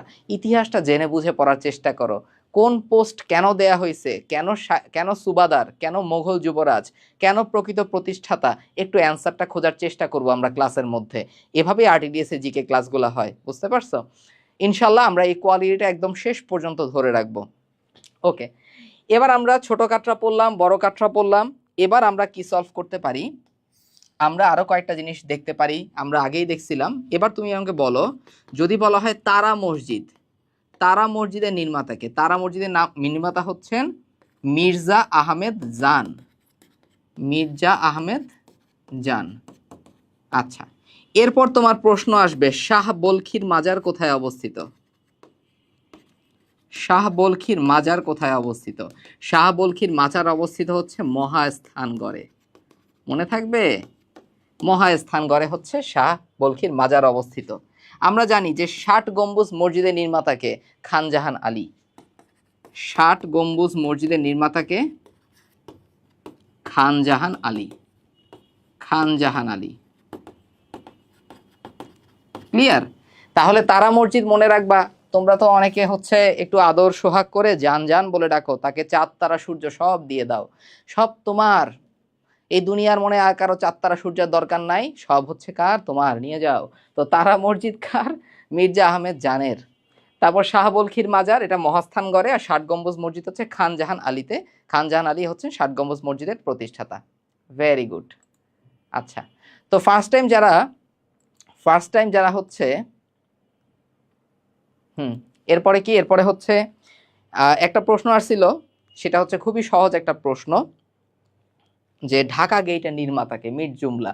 তো মির জুমলা খুবই কমন, কিন্তু এরপরে দেখবে এখান থেকে প্রশ্ন চলে আসছে। এই ছোট্ট একটা স্লাইডের মধ্যে ভাইয়া কিছু লেখা লিখলো, এই লেখা থেকে ইনশাল্লাহ দেখবা মেডিকেল মূল ভর্তি পরীক্ষায় কমন চলে আসবে। আজকের ক্লাসটা এজন্যই খুব ইম্পর্টেন্ট তোমাদের জন্য। 1 ঘন্টা ক্লাস নিব, 1 ঘন্টায় দেখবা আল্লাহ যদি সহায় থাকেন, আমরা এখান থেকে 3 থেকে 4টা এমসিকিউ এই টপিকগুলো থেকে, বা এই এমসিকিউ যেগুলো পড়াইছি সেখান থেকেই কমন পেয়ে যাবা তোমরা। ওকে, মাত্র 1 ঘন্টার ক্লাসে। আরো আস্তে আস্তে তোমাদের জন্য সেশন আসবে, তোমরা যদি ইন্টারেস্টেড থাকো, তোমরা যদি চাও ক্লাসগুলো, আরো ক্লাস আসবে ইনশাল্লাহ সামনে। এবার আসি, মোহামেডান লিটারেরি সোসাইটির প্রতিষ্ঠাতাকে? এটার অ্যান্সার হবে নওয়াব আব্দুল লতিফ। এবার তোমাকে আমি প্রশ্ন করলাম সেন্ট্রাল ন্যাশনাল মোহামেডান অ্যাসোসিয়েশন। খেয়াল করো, এখানে দেয়া ছিল মোহামেডান লিটারেরি সোসাইটি, আর এটা হচ্ছে মোহামেডান অ্যাসোসিয়েশন। মোহামেডান অ্যাসোসিয়েশন, এইটার নির্মাতা হচ্ছেন সৈয়দ আমির আলী। মনে থাকবে? তাহলে মোহামেডান লিটারেরি সোসাইটি, এটার নির্মাতা হচ্ছে নওয়াব আব্দুল লতিফ। আর মোহামেডান অ্যাসোসিয়েশন, এটার নির্মাতা হচ্ছেন আমাদের সৈয়দ আমির আলী। মনে থাকবে? এভাবে আমরা সবগুলো ইম্পর্টেন্ট ইনফোগুলো একসাথে সলভ করব। Very good. এরপরে আমরা দেখি ঢাকার বিখ্যাত ছোট কাটরা কে নির্মাণ করেন? একটু আগে পড়াইছি, দ্রুত কমেন্ট সেকশনে জানাও। শুভজিৎ বিশ্বাস বাবু, ভাই এখান থেকে কি মেডিকেলে কমন আসবে? আল্লাহ যদি সহায় থাকেন ইনশাল্লাহ আসতে পারে, কারণ সবচেয়ে গুরুত্বপূর্ণ এমসিকিউ সলভ আজকে করাইতেছি আমি। ঠিক আছে, আচ্ছা, সবচেয়ে গুরুত্বপূর্ণ এমসিকিউ সলভগুলো আমি ক্লাসের মধ্যে করাইতেছি। Very good. অ্যান্সার কি হবে? Very good. ছোট কাটরা নির্মাণ করছেন শায়েস্তা খান।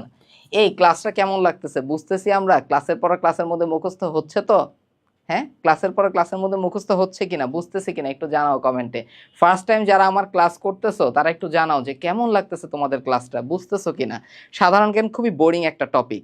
সাধারণ জ্ঞানে অনেক পড়াশোনা, কিন্তু সাধারণ জ্ঞানটাকে আমরা ইন্টারেস্টিং কিভাবে বানাবো? নাম্বার 1, ক্লাসের পর ক্লাসে মুখস্থ করব। নাম্বার 2, আমরা অ্যাসোসিয়েট করে পড়বো, সিমিলার ডিসিমিলার। মনে রাখবা যে ডাক্তাররাই সবচেয়ে ভালো সাধারণ জ্ঞান মনে রাখতে পারে। তুমিও তো সামনে ডাক্তার হবা না ইনশাল্লাহ? তুমি হবা বেস্ট, তুমি হচ্ছে জিকে বস হবা, তুমি সাধারণ জ্ঞানের বস হবা। ওকে, কারণ এই অ্যাসোসিয়েশন, সিমিলারিটি আর হচ্ছে ডিফারেন্স খুঁজে বের করতে পারে সবচেয়ে ভালো ডাক্তাররা। ধরো তোমার জ্বর হলো, জ্বরের হাজারটা কারণ আছে, এর মধ্য থেকে তোমাকে গোয়েন্দার মতো করে খুঁটে খুঁটে বের করতে হবে তোমার জ্বরটা কি টাইফয়েডের জ্বর, কোনো ব্যাকটেরিয়ার জ্বর, নাকি ভাইরাসের জ্বর, নাকি যক্ষার জ্বর হয়েছে তোমার। এক এক জ্বরের ক্ষেত্রে এক এক রকম। ওকে, তো এই ব্যাপারগুলো আমাদের মাথার মধ্যে রাখতে হবে। ওকে, ফাইন। এরপরে আমরা আসি, এবার আমরা কি পড়ব খেয়াল করি। এবার আমরা আসবো হচ্ছে, এটা আমরা পড়া শেষ, পূর্ব বাংলার প্রথম গভর্নর কে ছিলেন। এবার আমি তোমাদেরকে এই জিনিসটা বুঝাই। তো প্রথমে দেখো, এটা হচ্ছে পশ্চিম পাকিস্তান আর এটা ছিল পূর্ব পাকিস্তান। এটা ছিল হচ্ছে পশ্চিম পাকিস্তান আর এটা হচ্ছে পূর্ব পাকিস্তান। আচ্ছা, তো পশ্চিম পাকিস্তান এবং পূর্ব পাকিস্তান দুইটা মিলিয়ে ছিল পাকিস্তান, তাই না? একটা রাষ্ট্র ছিল পাকিস্তান। তো এই পাকিস্তানের একজন গভর্নর জেনারেল ছিল। পাকিস্তানের কি ছিল? একজন গভর্নর জেনারেল ছিলেন। পাকিস্তানের একজন প্রধানমন্ত্রী ছিলেন।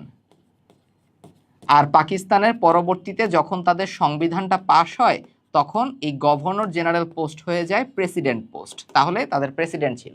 এটা পুরো পাকিস্তানের। অন্যদিকে পূর্ব পাকিস্তান তো একটা প্রদেশ, তাহলে প্রত্যেকটা প্রদেশের আলাদা আলাদা ছিলেন মুখ্যমন্ত্রী এবং প্রত্যেকটা প্রদেশে আলাদা আলাদা ছিল হচ্ছে গভর্নর। বুঝতে পারলাম? প্রত্যেকটা প্রদেশে আলাদা আলাদা ছিল মুখ্যমন্ত্রী এবং গভর্নর। তাহলে পাকিস্তানের প্রথম গভর্নর জেনারেলকে? অ্যান্সার হবে মোহাম্মদ আলী জিন্নাহ। পাকিস্তানের প্রথম প্রধানমন্ত্রীকে? অ্যান্সার হবে লিয়াকত আলী খান। লিয়াকত আলী খান। ওকে, এবার যদি বলে পাকিস্তানের প্রথম প্রেসিডেন্টকে, তখন অ্যান্সার হবে ইস্কান্দার মির্জা। ইস্কান্দার মির্জা, কোনো কনফিউশন থাকা যাবে না। তাহলে পাকিস্তানের প্রথম গভর্নর জেনারেলকে জিন্নাহ, প্রথম প্রধানমন্ত্রীকে লিয়াকত আলী খান, পাকিস্তানের প্রথম প্রেসিডেন্টকে ইস্কান্দার মির্জা। ওকে, এবার দেখি পূর্ব পাকিস্তানের অর্থাৎ একটা প্রদেশের প্রথম মুখ্যমন্ত্রী ছিল খাজা নাজিমুদ্দিন। প্রথম মুখ্যমন্ত্রী কে ছিল? ছিল হচ্ছে খাজা নাজিমুদ্দিন। পূর্ব বাংলার প্রথম গভর্নর কে ছিল? প্রথম গভর্নর ছিল কিন্তু আমাদের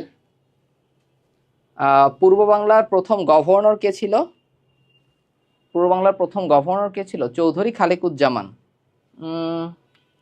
এখানে একটু কনফিউশন আছে, যাই হোক এটা আমরা হচ্ছে একটু জিনিসটা কি করি, এই জিনিসটা স্কিপ করি।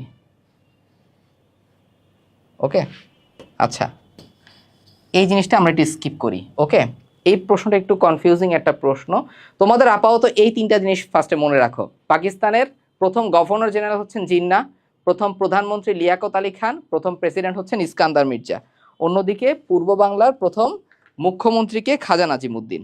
ঠিক আছে, পূর্ব বাংলার প্রথম মুখ্যমন্ত্রীকে খাজা নাজিমুদ্দিন। এই জিনিসটা আমি একটু চেক করি, ঠিক আছে? এই জিনিসটা একটু চেক করি আমি।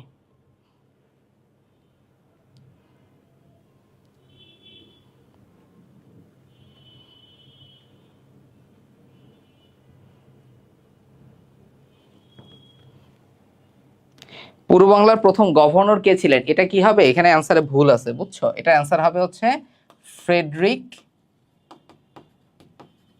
Charles born.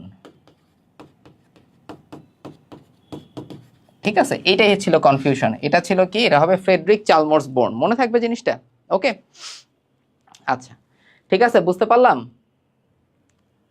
ঠিক আছে, পূর্ব বাংলার প্রথম গভর্নর কে ছিল? এটা একটু ঠিক করে নাও। এটা অ্যান্সার হবে ফ্রেডরিক চার্লস বোর্ন। একটু এটা সলভ করে নাও। আমি কিন্তু তোমাদের এই যে দাগানো পিডিএফটা এটা তোমাদের দিয়ে দিব, প্রোভাইড করে দিব, কোনো সমস্যা নাই। যারা নোট করতে পারো নাই, আমার পেজের সঙ্গে তাল মিলিয়ে তারা পরবর্তী নোট করতে পারবা।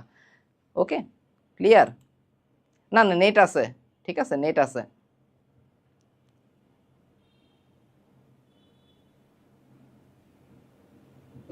ওকে, ফাইন, ভেরি গুড। হ্যাঁ, এখন দেখো, অনেকের প্রশ্ন হইতে পারে যে আসলে বাংলার তাইলে একজন প্রথম গভর্নর কিভাবে একজন ইংরেজ হলো? দেখো, 1947 সাল যখন ভারত আর পাকিস্তান, মানে ভারত এবং পাকিস্তান যখন স্বাধীন রাষ্ট্র হলো, তখন ইংরেজরা তো চাবে তাদের উপর কিছুটা কর্তৃত্ব আরোপ করতে। তো তারা সেই অধিকার থেকে দেখা যায় প্রথম দিকে গভর্নররা ছিল হচ্ছে ইংরেজ। সেটা ভারতেও, আবার হচ্ছে সেটা হচ্ছে পাকিস্তানেও গভর্নররা কিন্তু ইংরেজ ছিল। বুঝতে পারছো? এটা ছিল তাদের একটা কর্তৃত্ব প্রকাশের ভাষা।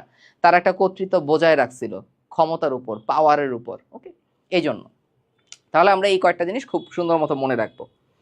আচ্ছা, এরপরে আমরা বলি, এখন এরপরে আমরা পরের প্রশ্নে যাই। কেন্দ্রীয় শহীদ মিনারের স্থপতিকে? কেন্দ্রীয় শহীদ মিনারের স্থপতিকে হামিদুর রহমান। ওকে, ফাইন। এবার তোমার পরীক্ষায় আরো অনেকগুলো প্রশ্ন আসবে। যদি বলে জাতীয় স্মৃতিসৌধের স্থপতিকে, জাতীয় স্মৃতিসৌধের স্থপতিকে, অ্যান্সার হবে কি? সৈয়দ মইনুল হোসেন। সৈয়দ মইনুল হোসেন। ওকে, এবার তুমি পরীক্ষায় প্রশ্ন আসলো যে মোদের গরব নামে একটা ভাস্কর্য আছে। মোদের গরব ভাস্কর্যটা কেন বানানো হয়েছিল? বাংলা ভাষার শ্রদ্ধায়, বাংলা ভাষাকে সম্মান জানিয়ে। তো এই মোদের গরব ভাস্কর্যটা কোথায় অবস্থিত? বাংলা একাডেমিতে অবস্থিত। এবং এই মোদের গরব ভাস্কর্যের ভাস্কর কে ছিল? অখিল পাল।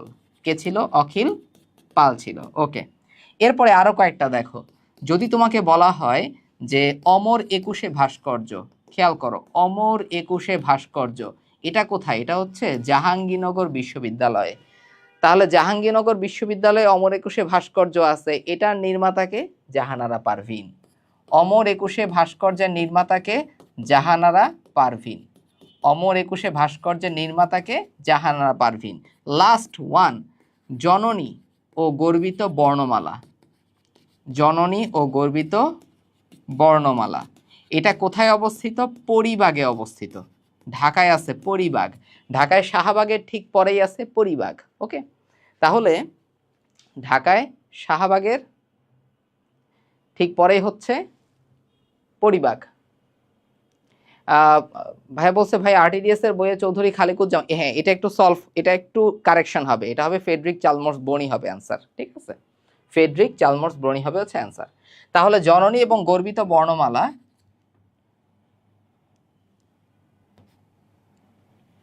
ওকে, বুঝতে পারলাম জিনিসটা?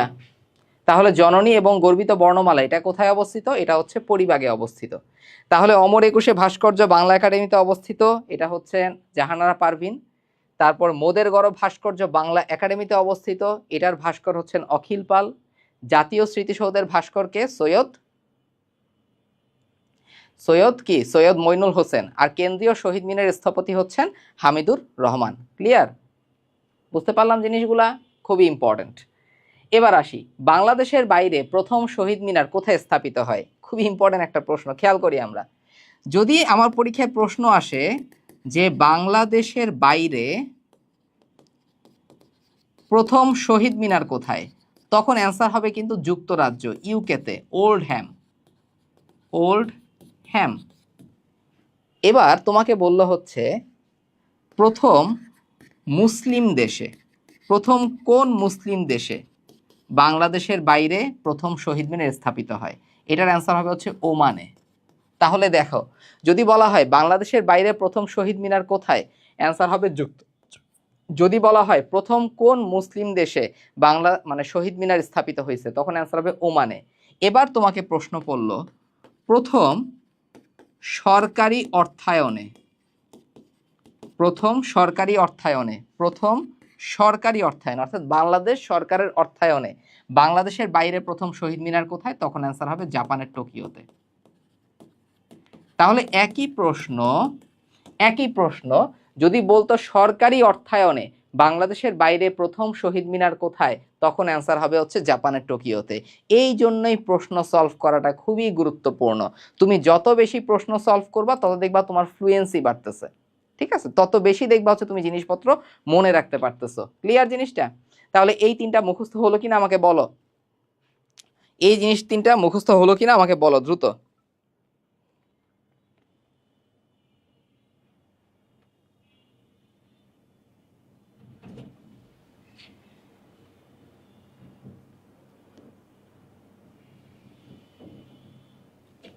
এই জিনিসগুলো আমাদের মুখস্থ হলো কিনা বলো। Very good, very good. আচ্ছা, এরপরে আমরা যাই। তাহলে আমরা একটু র্যাপিড ফায়ার নিয়ে নিই, 2টা মিনিট লাগবে আমাদের, 2 মিনিটে 4-5টা প্রশ্ন করে ফেলি। চলো, তাহলে আমি যদি বলি যে একটু আমাকে বলো চাঁপাই নবাবগঞ্জ বাংলার কোন জনপদের অন্তর্ভুক্ত? চাঁপাই নবাবগঞ্জ বাংলার কোন জনপদের অন্তর্ভুক্ত বলো, দ্রুত কমেন্ট সেকশনে জানাও। চাঁপাই নবাবগঞ্জ বাংলার কোন জনপদের অন্তর্ভুক্ত? কোন জনপদের অন্তর্ভুক্ত? চাঁপাই নবাবগঞ্জ বাংলার কোন জনপদ? ভেরি গুড, সেটা হচ্ছে গৌড় জনপদের অন্তর্ভুক্ত। অস্থির। এবার তুমি আমাকে জানাও, যদি বলি যে জননী এবং গর্বিত বর্ণমালা এটার ভাস্কর কে? জননী এবং গর্বিত বর্ণমালার ভাস্কর কে? জননী এবং গর্বিত বর্ণমালার ভাস্কর কে? একটু বলো আমাকে, কে বলতে পারবা জননী এবং গর্বিত বর্ণমালার ভাস্কর কে? ভেরি গুড, মৃণাল হক। এটা তো আগের স্লাইডে আমরা দেখছিলাম। ও সরি, দেয়া হয় নাই। এটা হবে হচ্ছে মৃণাল হক, মৃণাল হক। ওকে, জননী এবং গর্বিত বর্ণমালার ভাস্করকে? ভেরি গুড, মৃণাল হক। আচ্ছা, এবার তুমি আমাকে বলো যে যদি আমি তোমাকে প্রশ্ন করলাম এরকম, মোদের গরব ভাস্কর্যটি কোথায় অবস্থিত? মোদের গরব ভাস্কর্যটি কোথায় অবস্থিত? এটা একটু কমেন্ট সেকশনে জানাও। মোদের গরব ভাস্কর্যটি কোথায় অবস্থিত? মোদের গরব ভাস্কর্যটি কোথায় অবস্থিত? দ্রুত একটু জানাও। ভেরি গুড, বাংলা একাডেমিতে অবস্থিত। এর পরের প্রশ্ন আমি তোমাদেরকে করি, যদি বলি যে পূর্ব বাংলার প্রথম মুখ্যমন্ত্রী কে ছিল? এটাই সবচেয়ে বেশি পরীক্ষায় আসে। পূর্ব বাংলার প্রথম মুখ্যমন্ত্রী কে ছিল? তোমরা সংক্ষেপে কমেন্ট করো। বাংলা একাডেমি, তুমি যদি বি দিয়ে লেখো আমি বুঝে নিব তুমি Bangla academy বুঝাইছো। Okay, just be লিখবা, তাইলেই হবে, এত কষ্ট করার দরকার নাই ভাই। জায়গা মতো কষ্ট করব, যতটুকু কষ্ট করা ততটুকু করব। ভেরি গুড, পূর্ব বাংলার প্রথম মুখ্যমন্ত্রী হচ্ছেন খাজা নাজিমউদ্দিন। গণ অভ্যুত্থান দিবস কবে রে? গণ অভ্যুত্থান দিবস হচ্ছে 24 জানুয়ারি। চলো আমরা চলে যাই 1969 সালে। 1969 সালে আমরা জানি যে 20 জানুয়ারি সর্বপ্রথম শহীদ হলেন কিন্তু শহীদ আসাদ। এই শহীদ আসাদ শহীদ হওয়াকে স্মরণ করে একটা কবিতা আছে, যেই কবিতার নাম হচ্ছে আসাদের শার্ট। এবং এই আসাদের শার্ট, এই কবিতার কবিকে? শামসুর রাহমান। শামসুর রাহমান, মনে থাকবে? তাহলে এক লাইনে একদম প্লেন কিন্তু উড়ে গেছে আকাশে। এবার দেখি 1969 সালের 24 জানুয়ারি, এই দিন শহীদ হয়েছিল কিন্তু মতিউর। মতিউর ছিল নবকুমার ইনস্টিটিউটের ছাত্র। মতিউর কোথাকার ছাত্র ছিল? নবকুমার ইনস্টিটিউটের ছাত্র ছিল। সে শহীদ হলো 24 জানুয়ারি। এজন্য 24 জানুয়ারিকে বলা হয় গণ অভ্যুত্থান দিবস, আর 20 জানুয়ারিকে বলা হয় শহীদ আসাদ দিবস। শহীদ আসাদ দিবস। ক্লিয়ার জিনিসটা? আচ্ছা, তো ঢাকায় আইয়ুব খানের নামে একটা গেট ছিল, আইয়ুব গেট। তো আসাদ শহীদ হওয়ার পরে সেই গেটটার নামকরণ করা হয় আসাদ গেট। ওকে, এবার আসি 1969 সালের, মনে রাখবা 18ই ফেব্রুয়ারির কথা, খুবই গুরুত্বপূর্ণ। কেন? কারণ 18ই ফেব্রুয়ারিতে মারা গেছিলেন রাজশাহী বিশ্ববিদ্যালয়ের প্রক্টর। তার নাম কি ছিল? তার নাম ছিল হচ্ছে, আমরা জানি যে তার নাম কি ছিল, শামসুজ্জোহা। শামসুজ্জোহা। তো শামসুজ্জোহাকে বলা হয় বাংলাদেশের প্রথম শহীদ বুদ্ধিজীবী। শামসুজ্জোহাকে কি বলা হয়? এই সাউন্ড কি শোনা যাচ্ছে না? সাউন্ড তো ক্লিয়ার থাকার কথা রে, সাউন্ড তো শোনা যাচ্ছে। একটু আমাকে বলো তো, সাউন্ড কি শোনা যাচ্ছে নাকি শোনা যাচ্ছে না?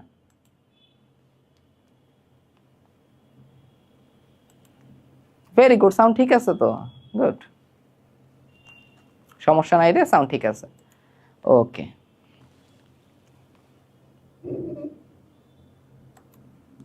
Very good. তাহলে আমাদের শামসুজ্জোহা ছিলেন বাংলাদেশের প্রথম শহীদ বুদ্ধিজীবী, মনে যেন থাকে। এবার আমরা একটু জুলাইতে চলে যাই। আমরা যদি জুলাইতে আসি, আমরা জানি যে 16ই জুলাই, এই 16ই জুলাই কিন্তু 16ই জুলাই কি, 16ই জুলাই হচ্ছে, আমরা এটাকে পালন করে থাকি কিন্তু জুলাই দিবস হিসেবে, অথবা জুলাই শহীদ দিবস হিসেবে। জুলাই শহীদ দিবস হচ্ছে 16ই জুলাই। আর যদি বলা হয় 5 আগস্ট, 5 আগস্টকে আমরা বলে থাকি জুলাই গণ অভ্যুত্থান দিবস। 5 আগস্টকে আমরা বলে থাকি জুলাই গণ অভ্যুত্থান দিবস। আমরা জানি এটা হচ্ছে সরকারি ছুটি হিসেবে বর্তমানে অনুমোদিত, এবং 5 আগস্ট এটা কিন্তু জুলাই গণ অভ্যুত্থান দিবস। তাহলে পরীক্ষায় কিন্তু একটু বেড়াছাড়া লাগাই দিতে পারে, অপশনে থাকতে পারে কিন্তু 5 আগস্ট। তাহলে শুধু গণ অভ্যুত্থান দিবস 24 জানুয়ারি, জুলাই গণ অভ্যুত্থান দিবস কবে, 5 আগস্ট। এভাবেই প্যাচ লাগে, এভাবেই তুমি দেখবা মাত্র 0.25 জন্য মেডিকেল ভর্তি পরীক্ষায় চান্স হচ্ছে মিস হয়ে যায়, বুঝছো? কিন্তু আমাদের কিন্তু সেই দলে থাকতে হবে না। ওকে, আমরা কিন্তু সেই দলে থাকতে পারবো না।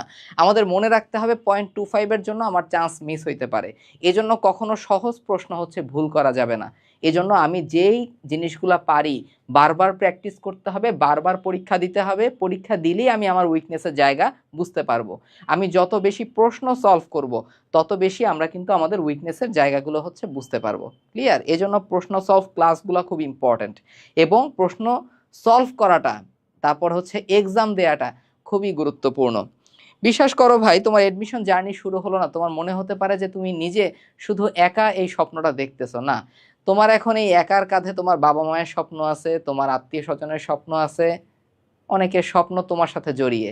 সো নিজের রেসপন্সিবিলিটিটা তুমি ওই লেভেলে চিন্তা করে তারপর নিজেকে প্রিপেয়ার করতে থাকো, প্রস্তুত করতে থাকো।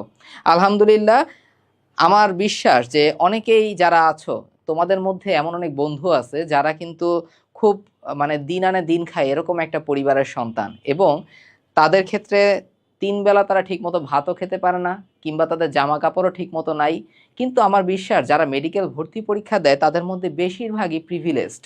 তারা কিন্তু 3 বেলা দুমুঠো অন্তত ভাত খেতে পারতেছে, ঈদের দিনে নতুন জামা পরতে পারতেছে। কিন্তু তোমাদের মধ্যেই কিছু বন্ধু বান্ধব থাকবে যারা হচ্ছে এই কন্ডিশনে নাই, কিন্তু তারপরও তারা তোমাদের লেভেলে এসে স্বপ্ন দেখার চেষ্টা করতেছে।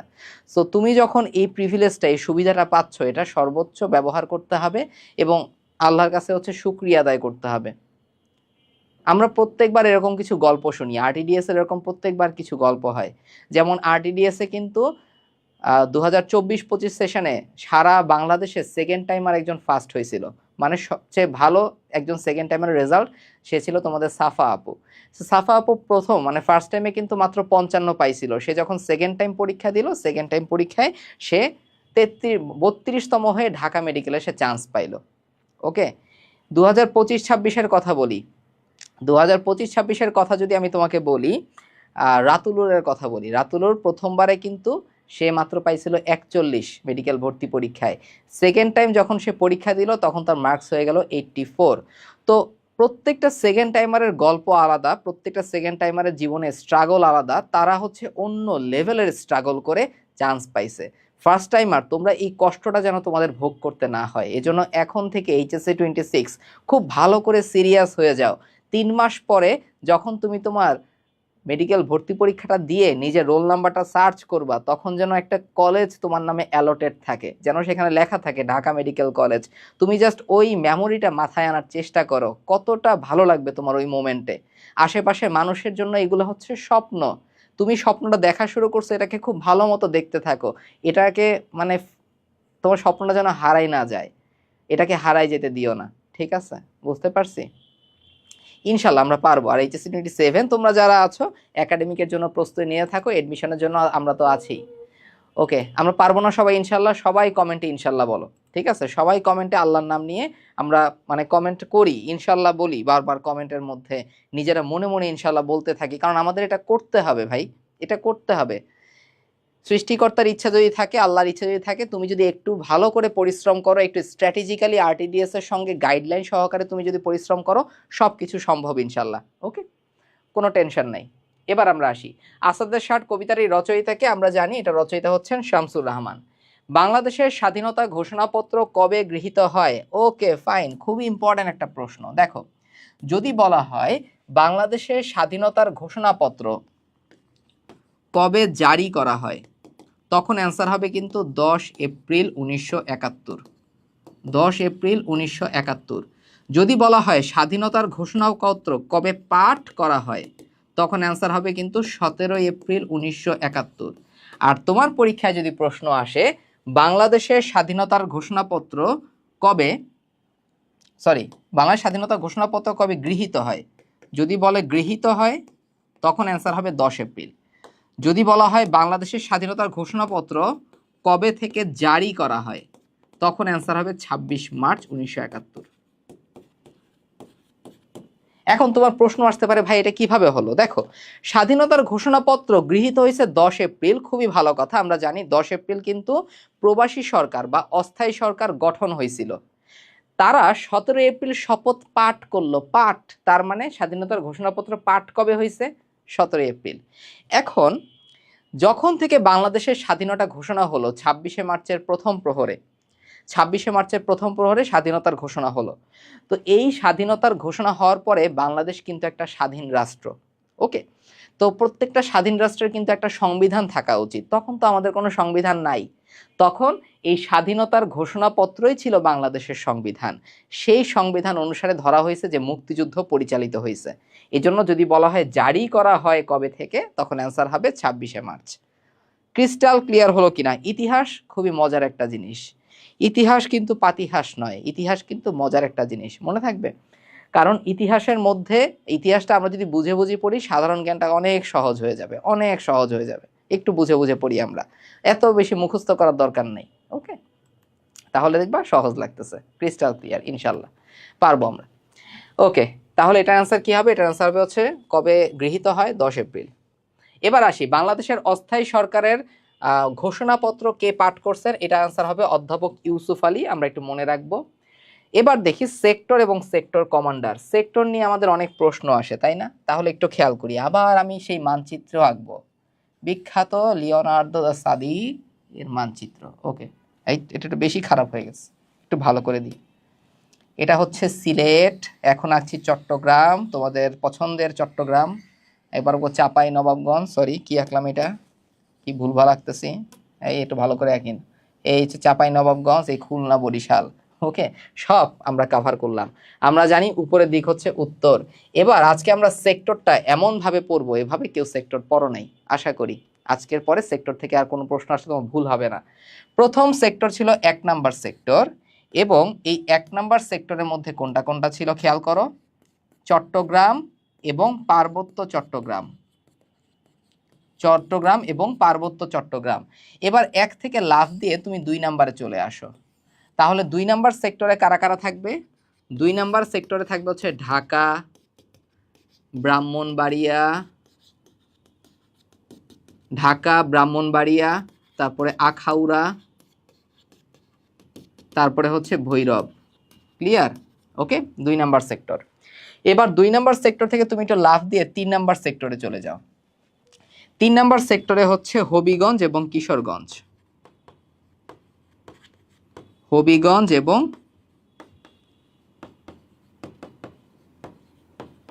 কিশোরগঞ্জ। ওকে, 3 নাম্বার থেকে তুমি চলে যাও হচ্ছে 4 নাম্বারে। সিকোয়েন্সটা খেয়াল করছো? যখন তুমি 4-এ চলে যাবা, 4 হচ্ছে সিলেটের পূর্বাঞ্চল, 4 হচ্ছে সিলেটের পূর্বাঞ্চল। ওকে, 4 থেকে এবার তুমি চলে যাও হচ্ছে 5 নাম্বারে। 5 হচ্ছে সিলেটের পশ্চিমাঞ্চল।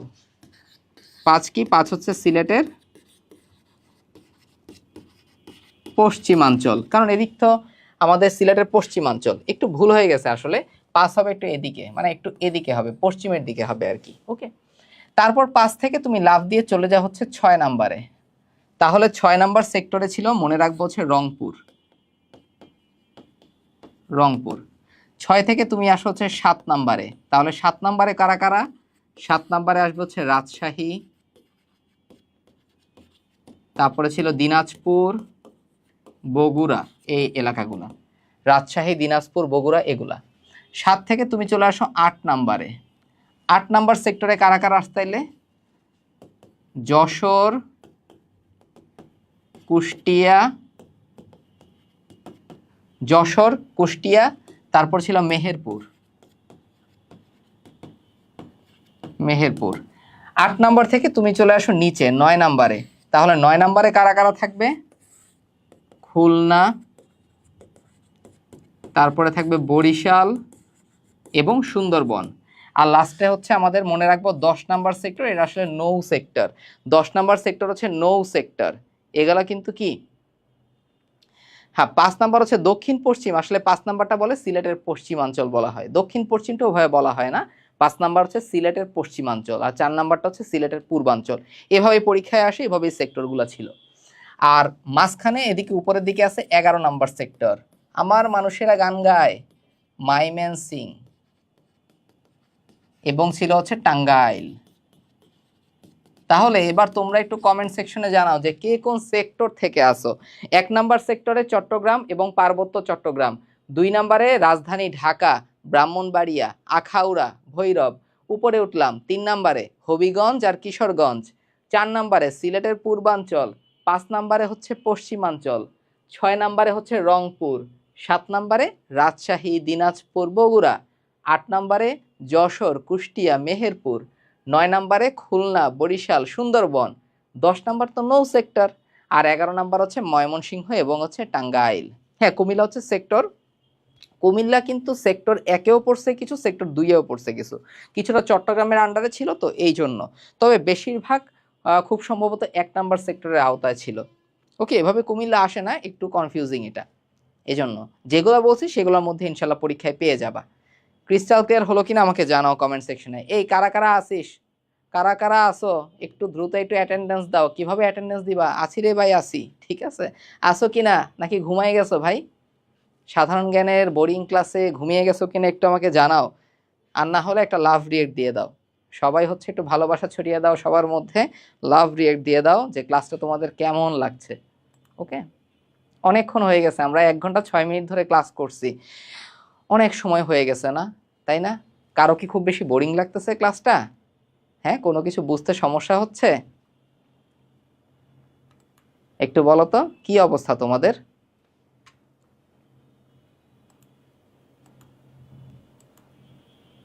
আচ্ছা ফাইন, ঠিক আছে, ওকে, ভেরি গুড। তাহলে আমরা সেক্টর পড়লাম, এবার আমরা সেক্টর কমান্ডার পড়বো। আরে ভাই কি বললেন, এটা সেক্টর কমান্ডার কেমন মনে রাখে? আমরা কিভাবে মনে রাখবো খেয়াল করো, দেখো 1 নাম্বার সেক্টর আমরা মনে রাখবো যে এই 1 নাম্বার সেক্টরের সেক্টর কমান্ডার হচ্ছে 0। 1 নাম্বার সেক্টরের সেক্টর কমান্ডার হচ্ছে 0 মনে রাখবো। তাহলে জিয়াউর রহমান এবং রফিকুল ইসলাম, শেষ। তাহলে কিভাবে মনে রাখবো? 0 দিয়ে মনে রাখবো। এটা হচ্ছে 1 নাম্বার সেক্টরের সেক্টর কমান্ডার। 2 নাম্বার সেক্টর, এর মধ্যে ঢাকা আছে, ঢাকায় যদি আমি মিনমিন করে কাউকে ডাকি হবে, তাকে হাক দিয়ে ডাকতে হবে। তাহলে 2 নাম্বার সেক্টরের সেক্টর কমান্ডার হচ্ছে হা খা, হাতে মনে রাখবো হচ্ছে আমরা হামিদুর রহমান, আর খাতে মনে রাখবো হচ্ছে কি খালেদ মোশাররফ, ক্লিয়ার? আচ্ছা 2 নাম্বার গেল, এবার হচ্ছে 3 নাম্বার। 3 নাম্বার মনে রাখবা হচ্ছে কি, 3 নাম্বার হচ্ছে মনে রাখবা শফিউল্লাহ। 3 নাম্বার সেক্টরের সেক্টর কমান্ডার হচ্ছে শফিউল্লাহ। আমরা একটা মুখস্থ করলাম এখন পর্যন্ত। মনে রাখবা 4 হচ্ছে সিলেটের পূর্বাঞ্চল, চতে 4, চতে সিআর দত্ত। ওকে, চতে 4, চতে হচ্ছে সিআর দত্ত। এবার আসি 5 নাম্বারে। 5 নাম্বারে মনে রাখবো হচ্ছে সিলেটের পশ্চিমাঞ্চলে ছিল মীর শওকত আলী।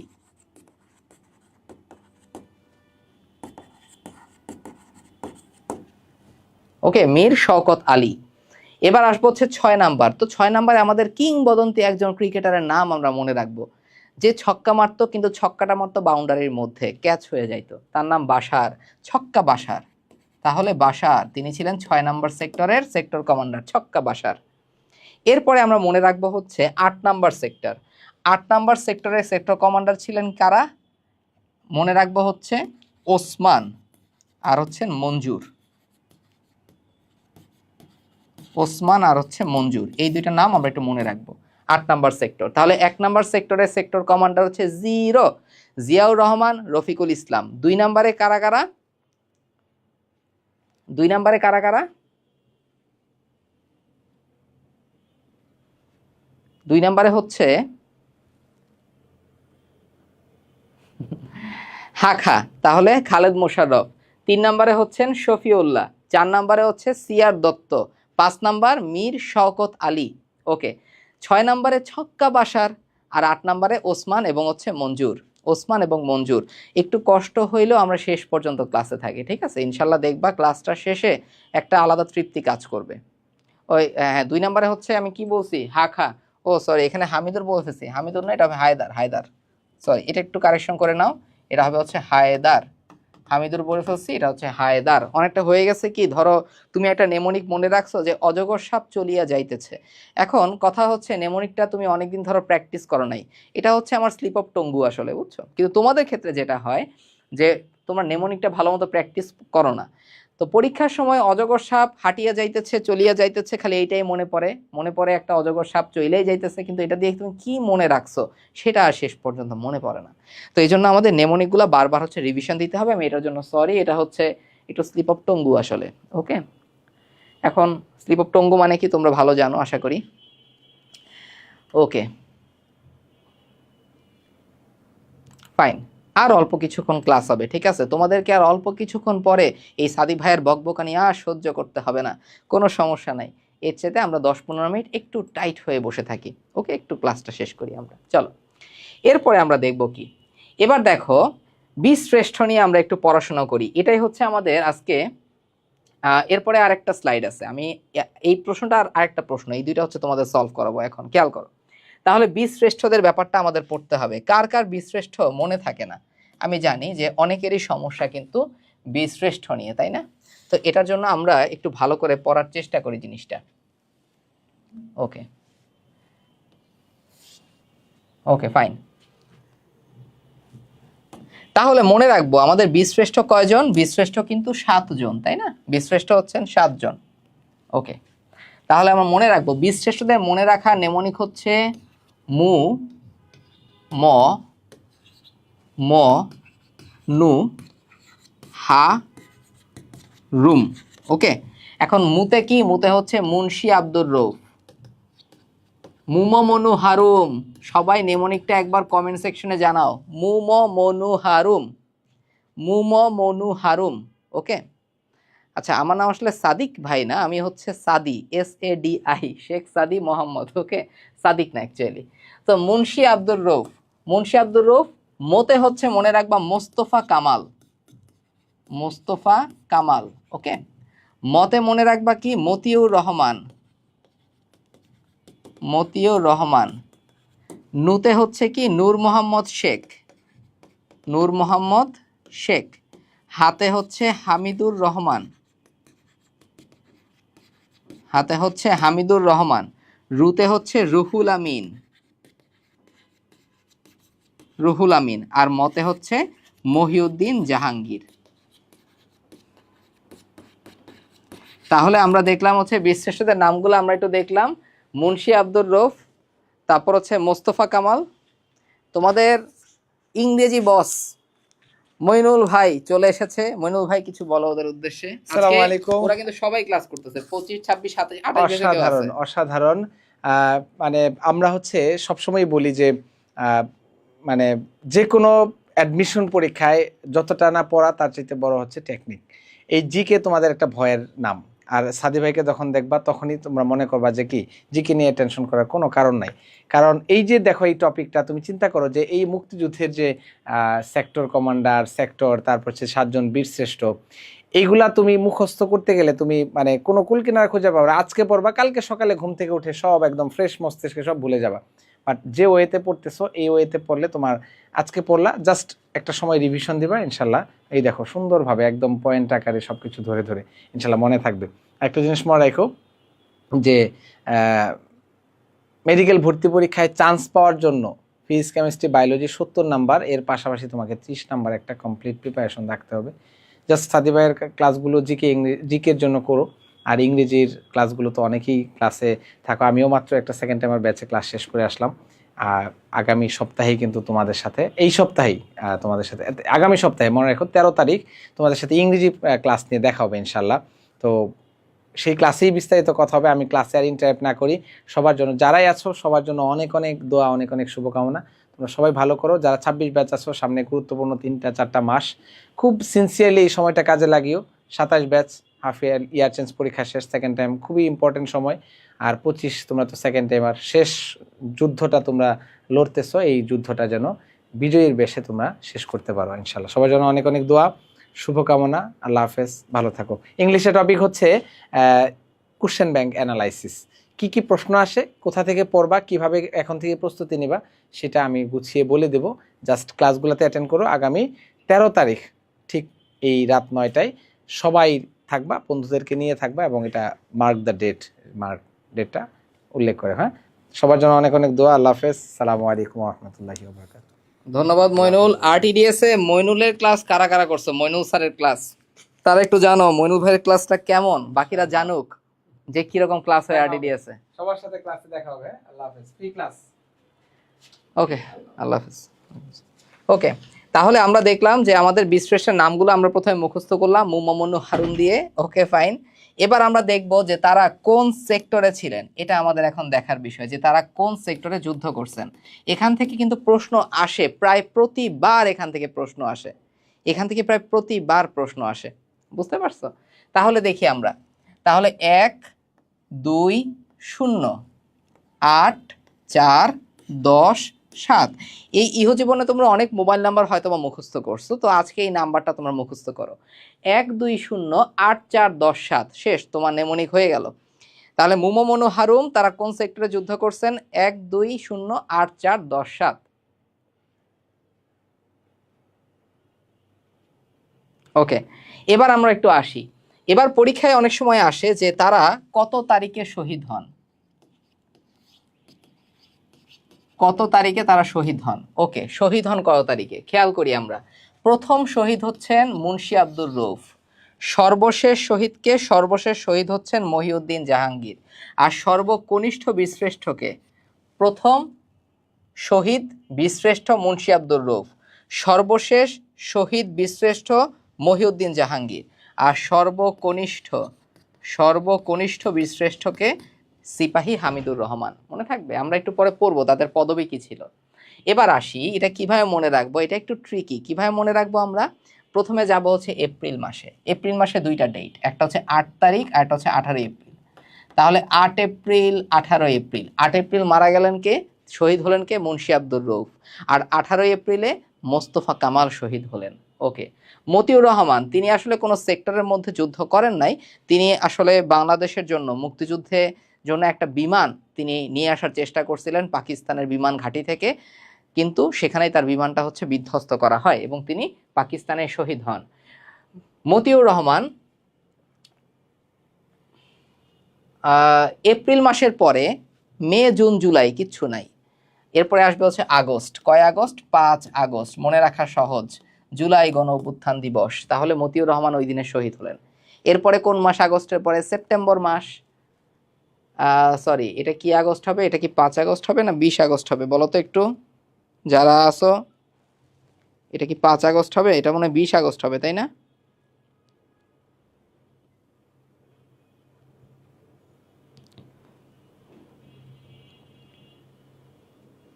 এটা মনে হবে 20 আগস্টে। হ্যাঁ হ্যাঁ, এটা 20 আগস্ট হবে। আমি আবার একটু চেক করলাম, এটা হবে কি, এটা হবে হচ্ছে 20 আগস্ট। 20 আগস্ট। আগস্টের পরে আসবে হচ্ছে সেপ্টেম্বর। নূর মোহাম্মদ শেখ তিনি শহীদ হয়েছেন 5 সেপ্টেম্বরে। 5 সেপ্টেম্বরে। ওকে, 5 সেপ্টেম্বরে। এবার আসো 5 সেপ্টেম্বর, সেপ্টেম্বরের পরে মাস কি? অক্টোবর। তাহলে এখন আসবে হচ্ছে 28শে October.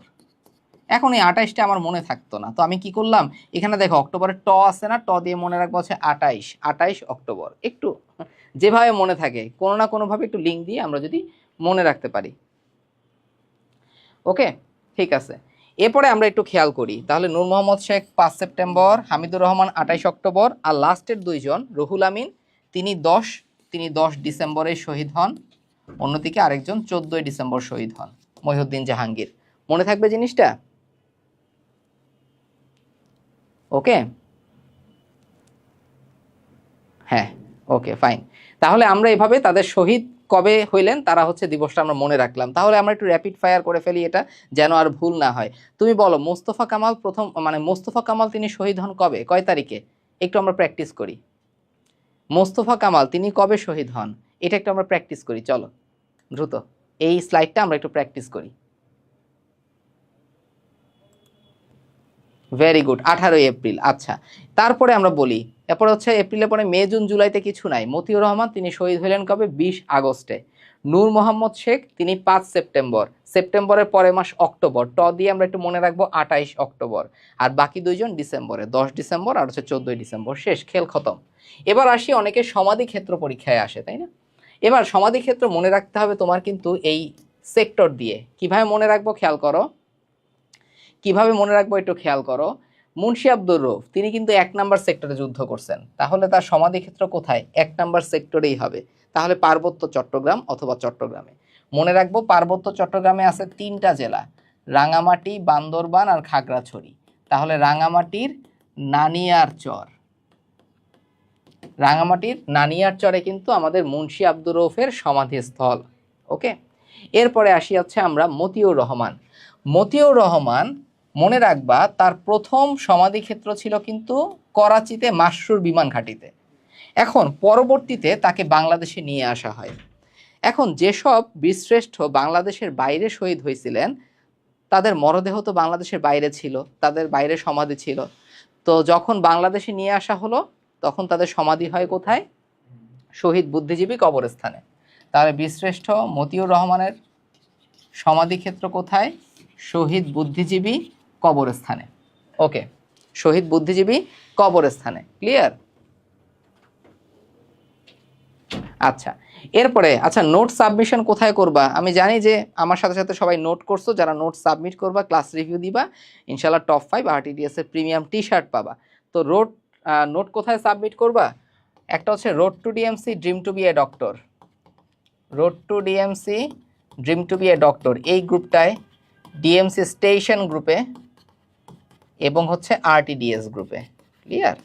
Road to DMC dream to be a doctor, DMC station এবং হচ্ছে RTDS গ্রুপে। এবার আসি আমরা নূর মোহাম্মদ শেখ। নূর মোহাম্মদ শেখ তার কিন্তু তিনি 8 নাম্বার সেক্টরে ছিল। কারা কারা বলতে পারবো 8 নাম্বার সেক্টরের আন্ডারে কোন কোন জেলা ছিল? যশোর, কুষ্টিয়া, মেহেরপুর। এজন্য তার সমাধিক্ষেত্র আমরা মনে রাখবো কোথায়? যশোরে। যশোর। শেষ। এরপরে দেখো হামিদুর রহমান, তিনি 4 নাম্বার সেক্টর, 4 নাম্বার হচ্ছে সিলেটের পূর্বাঞ্চল না? এখন তিনি কিন্তু ত্রিপুরায় তার মরদেহ অথবা তিনি তার সমাধিস্থল আগে ছিল ত্রিপুরাতে, ভারতে। তো পরবর্তীতে তাকে ভারত থেকে বাংলাদেশে নিয়ে আসা হলো। তাহলে তার কবরস্থান কোথায়? অবশ্যই আগের মতোই শহীদ বুদ্ধিজীবী কবরস্থানে, শহীদ বুদ্ধিজীবী কবরস্থানে। ক্লিয়ার? হামিদুর রহমানও। এবার আসো রুহুল আমিন। রুহুল আমিন তিনি 10 নাম্বার সেক্টরে ছিলেন। তাহলে 10 নাম্বার সেক্টর মানে কি? খুলনা, বরিশাল, মানে নৌ সেক্টর ছিল 10 নাম্বার। তো আমরা বলতে পারি কি খুলনা ছিল কাছাকাছি অবশ্যই। তাহলে তিনি দেখো এজন্য তার সমাধিস্থল কোথায়? রূপসা নদীর তীরে, খুলনায় রূপসা নদীর তীরে, খুলনায় রূপসা নদীর তীরে। ওকে, তার সমাধি। আর লাস্টে হচ্ছেন মহিউদ্দিন জাহাঙ্গীর। তার মানে কি 7 নাম্বার সেক্টরে, আমরা একটাই পড়ছিলাম 7 নাম্বার সেক্টর, তাই না? তাহলে এটা ছিল কোথায়? এটা হবে হচ্ছে চাঁপাইনবাবগঞ্জ। এটা কোনটা হবে? তার সমাধিস্থল হবে চাঁপাইনবাবগঞ্জের ছোট সোনাম মসজিদ প্রাঙ্গণে, ছোট সোনাম মসজিদ প্রাঙ্গণে। ক্লিয়ার? কোথাও কোনো কনফিউশন কি আছে ভাই? একটু আমাকে জানাও, কোথাও কোনো কনফিউশন কি আছে ভাই, নাকি বীরশ্রেষ্ঠের ব্যাপারটা আমাদের ক্লিয়ার হলো?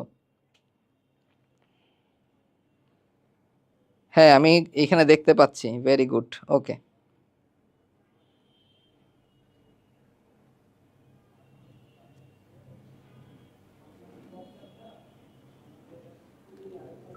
সবকিছু কি ক্লিয়ার হলো? বুঝতে পারছো? ও, কোনটা বলি নাই ভাই? 1 2 3 4, ও আচ্ছা 6টা হয়েছে না। মোস্তফা কামাল, দেখো মোস্তফা কামাল তিনি ছিলেন 2 নাম্বার সেক্টরে, তাই না? হ্যাঁ, তাহলে 2 নাম্বার সেক্টরে কি কি ছিল মনে রাখো? ঢাকা, ব্রাহ্মণবাড়িয়া, আখাউড়া, ভৈরব। তাহলে তার সমাধিস্থল কোথায় হবে? আখাউড়াতে। খুব ইজি। এভাবে কি আগে পড়ছিলা? একটু জানাও তো কমেন্টে হ্যাঁ নাকি না, জাস্ট এটা বললেই হবে। ওকে, তাহলে আমরা এভাবে সেক্টর ধরে ধরে জিনিসটা মনে রাখবো, আমাদের কাছে অনেক ইজি হবে ব্যাপারটা। এবার আসো, কার কোন পদবিতে ছিল, কারণ পরীক্ষায় প্রশ্ন আসে। পরীক্ষায় কি প্রশ্ন আসে? পরীক্ষায় প্রশ্ন আসে কে সিপাহী ছিল অথবা কে ল্যান্স নায়েক ছিল, এখান থেকে প্রশ্ন আসে। মনে রাখবা, ল্যান্স নায়েক মুন্সি আব্দুর রউফ। ল্যান্স নায়েক মানে হচ্ছে তিনি ছিলেন ইস্ট পাকিস্তান রাইফেলসে, ইপিআরে। তারপরে দেখো সিপাহী মোস্তফা কামাল। সিপাহী মানেই হচ্ছেন সেনাবাহিনী। তিনি কোথায় ছিলেন? তিনি ছিলেন হচ্ছেন সেনাবাহিনীতে। এটা তোমরা একটু পড়বা বাসায় বসে। আমি যেভাবে বললাম তুমি এই ভিডিওটা দরকার হলে 3-4 বার একটু দেখো। 3-4 বার দেখার পরে তুমি 3-4 বার পড়ো, খুব ইজি লাগবে ইনশাল্লাহ তোমার কাছে। জাস্ট ভরসা রাখো সাদি ভাইয়ের উপরে, আরটিডিএস এর উপরে। যেভাবে গাইডলাইন দিচ্ছে ভাইয়ারা, আরটিডিএস যেভাবে তোমাকে শেখাচ্ছে সেভাবে শেখো, জীবনটা সহজ হবে ইনশাল্লাহ, পরীক্ষা অনেক ভালো হবে। মতিউর রহমান তিনি ছিলেন বিমান বাহিনীতে। মতিউর রহমান তিনি ছিলেন কিন্তু বিমান বাহিনীতে। নূর মোহাম্মদ শেখ, নূর মোহাম্মদ শেখ তিনি ছিলেন কিন্তু ল্যান্স নায়েক। ল্যান্স নায়েক নূর মোহাম্মদ শেখ, তার মানে তিনিও ছিলেন ইস্ট পাকিস্তান রাইফেলসে। ওকে, তারপরে হামিদুর রহমান, দেখো হামিদুর রহমান হচ্ছেন সিপাহী হামিদুর রহমান। আমরা আগেই দেখছিলাম সিপাহী মানেই হচ্ছে সেনাবাহিনী। রুহুল আমিন তিনি ছিলেন নৌবাহিনীতে, স্কোয়াড্রন ইঞ্জিনিয়ার। যেহেতু 10 নম্বর সেক্টর নৌ সেক্টর, অর্থাৎ নৌবাহিনীতেই হবে। লাস্টে হচ্ছেন মহিউদ্দিন জাহাঙ্গীর, তো ক্যাপ্টেন মহিউদ্দিন জাহাঙ্গীর। তো ক্যাপ্টেন যেহেতু ছিলেন অবশ্যই তিনি সেনাবাহিনীতে ছিলেন। ক্লিয়ার? তাহলে এজন্য বলা হয় যে সেনাবাহিনীর আছেন হচ্ছেন 3 জন, 2 জন হচ্ছেন ইপিআর এর, 1 জন বিমান বাহিনী, 1 জন নৌবাহিনী। ওকে, এজন্য এভাবে এটা হিসাব করা হয়। ক্লিয়ার? বুঝতে পারছো? ঠিক আছে, ওকে ফাইন। তাহলে আমরা এই জিনিসটা শেষ করে ফেললাম। এবার প্রশ্নটা অ্যান্সার দাও। বীরশ্রেষ্ঠ ক্যাপ্টেন মহিউদ্দিন জাহাঙ্গীরের কবর কোন জেলায়? বীরশ্রেষ্ঠ ক্যাপ্টেন মহিউদ্দিন জাহাঙ্গীরের কবর কোন জেলায়? বীরশ্রেষ্ঠ ক্যাপ্টেন, ভাইয়া স্লাইডের লিঙ্কটা অবশ্যই দিব ভাই, তোমাদের দিব না তো কাকে দিব? হ্যাঁ, এটা কি গুচ্ছিত সম্পদ হিসাবে রেখে দিব? না, আমি তোমাদের দিয়ে দিব স্লাইডটা, কোনো প্রবলেম নাই। ওকে, হ্যাঁ, কোথায় তাইলে? এটা হচ্ছে আমাদের চাঁপাইনবাবগঞ্জে। Very good.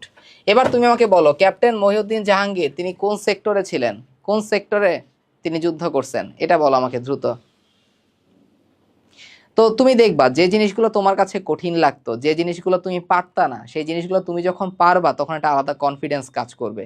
তো আরটিডিএস এর ফাইনাল মেডিকেল ব্যাচে আমরা আসলে ফিজিক্স, কেমিস্ট্রি, বায়োলজি তোমরা এমনভাবেই পড়াবো আমরা যেন তোমাদের পড়ার কষ্টটা না হয়। এভাবে আমরা তোমাদের পড়াবো, আসলে মেইন বইয়ের লাইন বাই লাইন ধরে ধরে পড়াবো। ক্লাসের মধ্যে র্যাপিড ফায়ার হবে, যেন ক্লাসের পড়া ক্লাসে মুখস্থ হয়। কনফিউজিং প্রশ্নগুলো এভাবে সলভ করানো হবে। জিকে ইংলিশ ক্লাসে আমরা জিকে ইংরেজি কিন্তু আমি দেখাইলাম না, মেইন বই ধরে ধরে আমরা পড়াবো। আরটিডিএস এর বইটাই মোর দেন এনাফ, সেটাই আমরা পড়াবো। ওকে, আর এরকম প্রশ্ন সলভ ক্লাস দেখবা বারবার তোমরা হচ্ছে ফ্রিতে আরটিডিএস থেকে পেয়ে যাচ্ছ। যারা আরটিডিএস আগে চিন্তা না, এখনই ফলো দিয়ে রাখো, ইউটিউবে সাবস্ক্রিপশন নিয়ে রাখো। ইউটিউবে হচ্ছে সাবস্ক্রাইব করো রোড টু ডিএমস ইউটিউব চ্যানেলে, তারপর হচ্ছে গ্র্যাভিটি মেডিটেশন ইউটিউব চ্যানেলে সাবস্ক্রাইব করো, আরটিডিএস ইউটিউব চ্যানেলে সাবস্ক্রাইব করে রাখো। ক্লিয়ার? তাহলে তুমি দেখবা অনেক ফ্রি ফ্রি কন্টেন্ট পাচ্ছ, বোনাস পাচ্ছ। আর আরটিডিএস ফাইনাল মেডিকেল ব্যাচে তুমি যদি যুক্ত হয়ে যাও, ইনশাল্লাহ তোমার বেস্ট প্রিপারেশনটা তোমাকে এনশিওর করা হবে। এবং আমি তোমাকে দেখাই, আমি বারবার প্র্যাকটিসের কথা বলি না, এই হচ্ছে আরটিডিএস এর প্র্যাকটিস বুক। এটা একটা সোনার খনি। কেন সোনার খনি বললাম? এখানে টোটাল 16টা বই আছে। তোমার মেইন বই শুধু পড়বা, মেইন বইয়ের বাইরে যা কিছু লাগবে তোমার, তোমার যত অনুশীলনী প্রশ্ন সলভ করা দরকার, তোমার যত প্র্যাকটিস এমসিকিউ করা দরকার, তোমার যত এক্সট্রা ইনফো দরকার, তোমার যত মডেল টেস্ট দেওয়া দরকার, সব কিছু এই 16 সেটের মধ্যে আছে। যারা ফাইনাল মেডিকেল ব্যাচে অ্যাড হয়ে যাবা তারা ডিসকাউন্টেড প্রাইসে এই 16 সেট ম্যাটেরিয়ালস নিতে পারবা। ওকে, আর যারা অ্যাড হবে না তাদের একটু বেশি মূল্য দিয়ে নিতে হবে, এই আর কি। ভাইয়া সাধারণ জ্ঞানের বইয়ের নামটা বলেন। সাধারণ জ্ঞানের বই হচ্ছে আরটিডিএস এর মেডিজিকে, আর হচ্ছে মেডিজিকে বাংলাদেশ, মেডিজিকে আন্তর্জাতিক। ওকে, ওকে ফাইন, ঠিক আছে ফাইন। এরপরে হচ্ছে আমাদের এবার কোন সেক্টরে তিনি যুদ্ধ করছেন আমরা জানি, তিনি 7 নম্বর সেক্টরে যুদ্ধ করছেন, এটা আমরা জানি। এবার বলো মহিউদ্দিন জাহাঙ্গীর কত তারিখে শহীদ হয়েছেন লাস্ট, তুমি একটু বলো। আচ্ছা, তুমি যে কোনো কোর্স প্রাইস অথবা যে কোনো বইয়ের ম্যাটেরিয়ালসে তুমি প্রাইস জানতে চাও, তুমি rtdslive.com, তুমি গুগল ক্রোমে গিয়ে rtdslive.com একটু সার্চ দিবা, সেখানে সব কিছু ডিটেলসে পাবা। আর একটা হোয়াটসঅ্যাপ নাম্বার আমি দিয়ে দিচ্ছি, 01724925752, এই হোয়াটসঅ্যাপ নাম্বারে তোমরা মেসেজ দিয়ে রাখবা, তাহলে তোমরাও কোর্স ডিটেলস কিংবা ম্যাটেরিয়ালস ডিটেলস এই হোয়াটসঅ্যাপ নাম্বারেও তোমরা পেয়ে যাবা কন্ট্যাক্ট করলে, ওকে। অথবা rtdslive.com-এ তুমি ক্রোম ব্রাউজার থেকে এখানে চলে যাবা, ডিটেলসও শুধু পেয়ে যাবা। আচ্ছা, ঠিক আছে, ফাইন। এরপরে হচ্ছে আমরা লাস্টে একটা প্রশ্ন আর সলভ করব, কোন বিদেশি সাহিত্যিক মুক্তিযুদ্ধে অবদানের জন্য বীর প্রতীক খেতাব লাভ করেন? The last question. কারা কারা এটার জন্য ওয়েট করছিলা, লাস্ট প্রশ্ন কখন আসবে? আমরা অলমোস্ট 1 ঘন্টা 24 মিনিটের মতো ক্লাস করলাম, তাই না? হ্যাঁ, 1 ঘন্টা 31 মিনিটের মতো ক্লাস করলাম। আমি জানি না তোমাদের ক্লাস কেমন লাগতেছে, ওকে। আমরা হয়তো আজকে প্রায় 200 এমসিকিউ পড়ছি। এই 200 এমসিকিউ তোমার ক্লাসের মধ্যে পড়াটা মুখস্থ হয়ে গেছে, আলহামদুলিল্লাহ, ওকে। তো কোন বিদেশি সাহিত্যিক মুক্তিযুদ্ধে অবদানের জন্য বীর প্রতীক খেতাব লাভ করেন? এখানে সাহিত্যিক না বলে কোন বিদেশি বলতে হবে, তাহলে অ্যান্সার কি হবে? WAS অডারল্যান্ড। এখন একটু জেনে রাখো তোমরা, বীর প্রতীক খেতাব অ্যাটিপিক্যালগুলো বেশি আসে, কেমন? একমাত্র কোন বিদেশি বীর প্রতীক খেতাব পাইছেন? WAS অডারল্যান্ড। তিনি কোন দেশের নাগরিক ছিলেন? অস্ট্রেলিয়ান নাগরিক ছিলেন, ওকে। কিন্তু তিনি জন্ম কোথায় হয়েছে? তার জন্ম হয়েছে কিন্তু নেদারল্যান্ডে। তার জন্ম কোথায় হয়েছে? তার জন্ম হয়েছে হচ্ছে নেদারল্যান্ডে। বীর প্রতীকের ক্ষেত্রে মনে রাখবা, নারী বীর প্রতীক হচ্ছে 2 জন। একজনের নাম হচ্ছে তারামন বিবি, তারামন বিবি। আরেকজনের নাম হচ্ছে সিতারা বেগম, সিতারা বেগম। এখন আরেকজন নারী আছেন যার নাম হচ্ছে কাকন বিবি, কিন্তু কাকন বিবি কিন্তু কোনো খেতাব পান নাই। কাকন বিবি তিনি কোন সম্প্রদায়ের মানুষ ছিলেন? তিনি খাসিয়া সম্প্রদায়ের মানুষ ছিলেন, এবং কাকন বিবির একটা নাম ছিল মুক্তি বেটি, ওকে। তাহলে আমরা বললাম যে নারী বীর প্রতীক ছিলেন 2 জন, তারামন বিবি, সিতারা বেগম, বীর প্রতীক, খেয়াল রাখো। আর কাকন বিবি তিনি খেতাব পান নাই, তিনি খাসিয়া সম্প্রদায়ের ছিলেন, তিনি মুক্তি বেটি নামে পরিচিত। আরেকটা মনে রাখবা, বীর বিক্রম, একমাত্র উপজাতীয় বীর বিক্রমকে, একমাত্র উপজাতি বীর বিক্রম হচ্ছে ইউকে চিং মারমা, ইউকে চিং মারমা। তিনি একমাত্র উপজাতি হিসেবে অথবা নৃগোষ্ঠী হিসেবে বীর বিক্রম উপাধিতে ভূষিত হন। এখান থেকে বারবার বারবার প্রশ্ন আসে, বারবার প্রশ্ন আসে, ঠিক আছে, বারবার প্রশ্ন আসে, ওকে। ঠিক আছে, তাহলে আজকের ক্লাসটা আমাদের এখানেই শেষ। ভাইয়ারও অনেক খিদা লাগছে, প্রায় 1.5 ঘন্টা তোমরা আমাদের সাথে ছিলা, এবং এই 1.5 ঘন্টায় আমরা অনেক কিছু পড়ছি। আমি তোমাদের দেখাই জাস্ট তোমরা কি পড়ছো। তোমরা বীরশ্রেষ্ঠদের নিয়ে সব কিছু পড়ে ফেলছো। তোমরা হচ্ছে সেক্টর কমান্ডার এবং সেক্টর নিয়ে আলোচনা করছি আমি ডিটেলসে। তারপরে হচ্ছে আমরা কিন্তু অস্থায়ী সরকার নিয়ে কিংবা স্বাধীনতার ঘোষণাপত্র নিয়ে মোস্ট ইম্পর্টেন্ট ইনফরমেশনগুলো পড়লাম। আমরা 1969 সালের গণ অভ্যুত্থানের ডিটেলসে আমরা ইতিহাসটা দেখলাম, কোন জায়গা থেকে প্রশ্ন আসে সব কিছু আমরা সলভ করছি আলহামদুলিল্লাহ। তারপরে শহীদ মিনার, গুরুত্বপূর্ণ শহীদ মিনার নিয়ে আলোচনা করছি। বিভিন্ন গুরুত্বপূর্ণ স্থাপত্য নিয়ে তোমাদের আলোচনা সমাপ্ত হয়েছে, ওকে। গুরুত্বপূর্ণ স্থাপত্য নিয়ে আমরা কিন্তু আলোচনা করছি। আচ্ছা, এরপরে দেখো, এরপরে হচ্ছে পূর্ব বাংলার প্রথম গভর্নর কে ছিলেন, একটু কারেকশন করে দিয়েছিলাম, এটা হবে ফ্রেডরিক চালমার্স বোর্ন। আমরা পুরো পাকিস্তানের সরকার ব্যবস্থাটা দেখার চেষ্টা করছি, ওকে। তারপরে তুমি দেখো, বিভিন্ন প্রাচীন বাংলার স্থাপত্য নিয়ে আমরা আলোচনা করছি, এখানে কত শত এমসিকিউ আজকে পড়লাম। তারপর দেখো, অনেকগুলা সুলতানের অবদান, বাংলার শাসকদের অবদান আমরা দেখছি, দিল্লি শাসকদের অবদান আমরা দেখছি। আমরা দেখলাম ইংরেজ শাসকদের ইতিহাস এবং তাদের অবদান। তারপরে আমরা দেখছি হচ্ছে বাংলার সুলতান, দিল্লির সুলতানের প্রকৃত প্রতিষ্ঠাতাদের নিয়ে। আমি এটা দিয়ে দিব তোমাদের স্লাইড, কোনো টেনশন নাই। প্রাচীন বাংলার জনপদ নিয়ে আমরা ডিটেলসে পড়াশোনা করছি। সো অনেক অনেক আমরা পড়াশোনা করছি আলহামদুলিল্লাহ। আজকে ক্লাসটা যারা নোট করে পড়ছো, যারা ক্লাসে সর্বোচ্চ মনোযোগ দিছো, তাদের দেখবা আল্লাহ যদি সহায় হন মেডিকেল মূল ভর্তি পরীক্ষা ইনশাল্লাহ এখান থেকেই প্রশ্ন কমন পড়ে যেতে পারে, হয়তোবা 3-4টা প্রশ্ন কমন পড়তে পারে। মাত্র তুমি 1 ঘন্টা তুমি পড়লা আমার সাথে, সাদি ভাইয়ের সাথে। তো এভাবে আরটিডিএস এর সঙ্গে থেকো। আরটিডিএস এর ফাইনাল মেডিকেল ব্যাচে তুমি ভর্তি হয়ে যাও, তোমার জন্য বেস্ট প্রিপারেশনটা এনশিওর হবে। আমি চেষ্টা করব এরকম এমসিকিউ সলভ ক্লাস বারবার তোমাদের জন্য নিয়ে আসার, কিন্তু তোমরা যদি ইন্টারেস্টেড থাকো শুধুমাত্র তখনই। তাহলে ক্লাসটা শেষ পর্যন্ত কেমন লাগলো অবশ্যই হচ্ছে রিভিউ শেয়ার করো, এবং হচ্ছে তোমরা নোটটা শেয়ার করো। টপ 5 জন কিন্তু আরটিডিএস এর প্রিমিয়াম টি শার্ট পেয়ে যাবা। কোথায় কোথায় শেয়ার করবা? Road to DMC, dream to be a doctor এই গ্রুপে, তারপর আরটিডিএস গ্রুপে, এবং হচ্ছে আমাদের ডিএমসি স্টেশন গ্রুপে। ওকে, ডিএমসি স্টেশন গ্রুপে। তো একটা হ্যাশট্যাগ দিতে পারো তোমরা, তাহলে আমাদের জন্য সুবিধা হয় জিনিসটা। RTDS final medical batch, RTDS final medical batch, এটা হচ্ছে তোমাদের জন্য হ্যাশট্যাগ। এই হ্যাশট্যাগটা দিও, তাহলে আমরা তোমাদের সিলেক্ট করতে পারবো এর মধ্য থেকে। ওকে, তাহলে ভালো থাকো সবাই। ইনশাআল্লাহ তোমাদের স্বপ্ন জয় হবেই। আরটিডিএস এর সঙ্গে থাকো। আরটিডিএস এর সম্পূর্ণ ডিএমসিয়ান টিচার প্যানেলদের সাথে তোমার ডিএমসিয়ান হওয়ার স্বপ্ন পূরণ হোক। বাকিটা আল্লাহ ভরসা। আমরা আমাদের এন্ড থেকে সর্বোচ্চটা দিব, তোমরা তোমাদের এন্ড থেকে বেস্ট ইফোর্টটা দিবে। বাকিটা আল্লাহ ভরসা। তাকদিরে আমাদের কি লেখা আছে সেটা আল্লাহ জানেন, কিন্তু আমরা এই দুনিয়াতে বসে যতটুকু আমাদের পক্ষে করা সম্ভব আমরা করে যাব। আল্লাহ হাফেজ। সবাই সবার জন্য দোয়া করো। ভালো থাকো। আল্লাহ হাফেজ। আসসালামু আলাইকুম।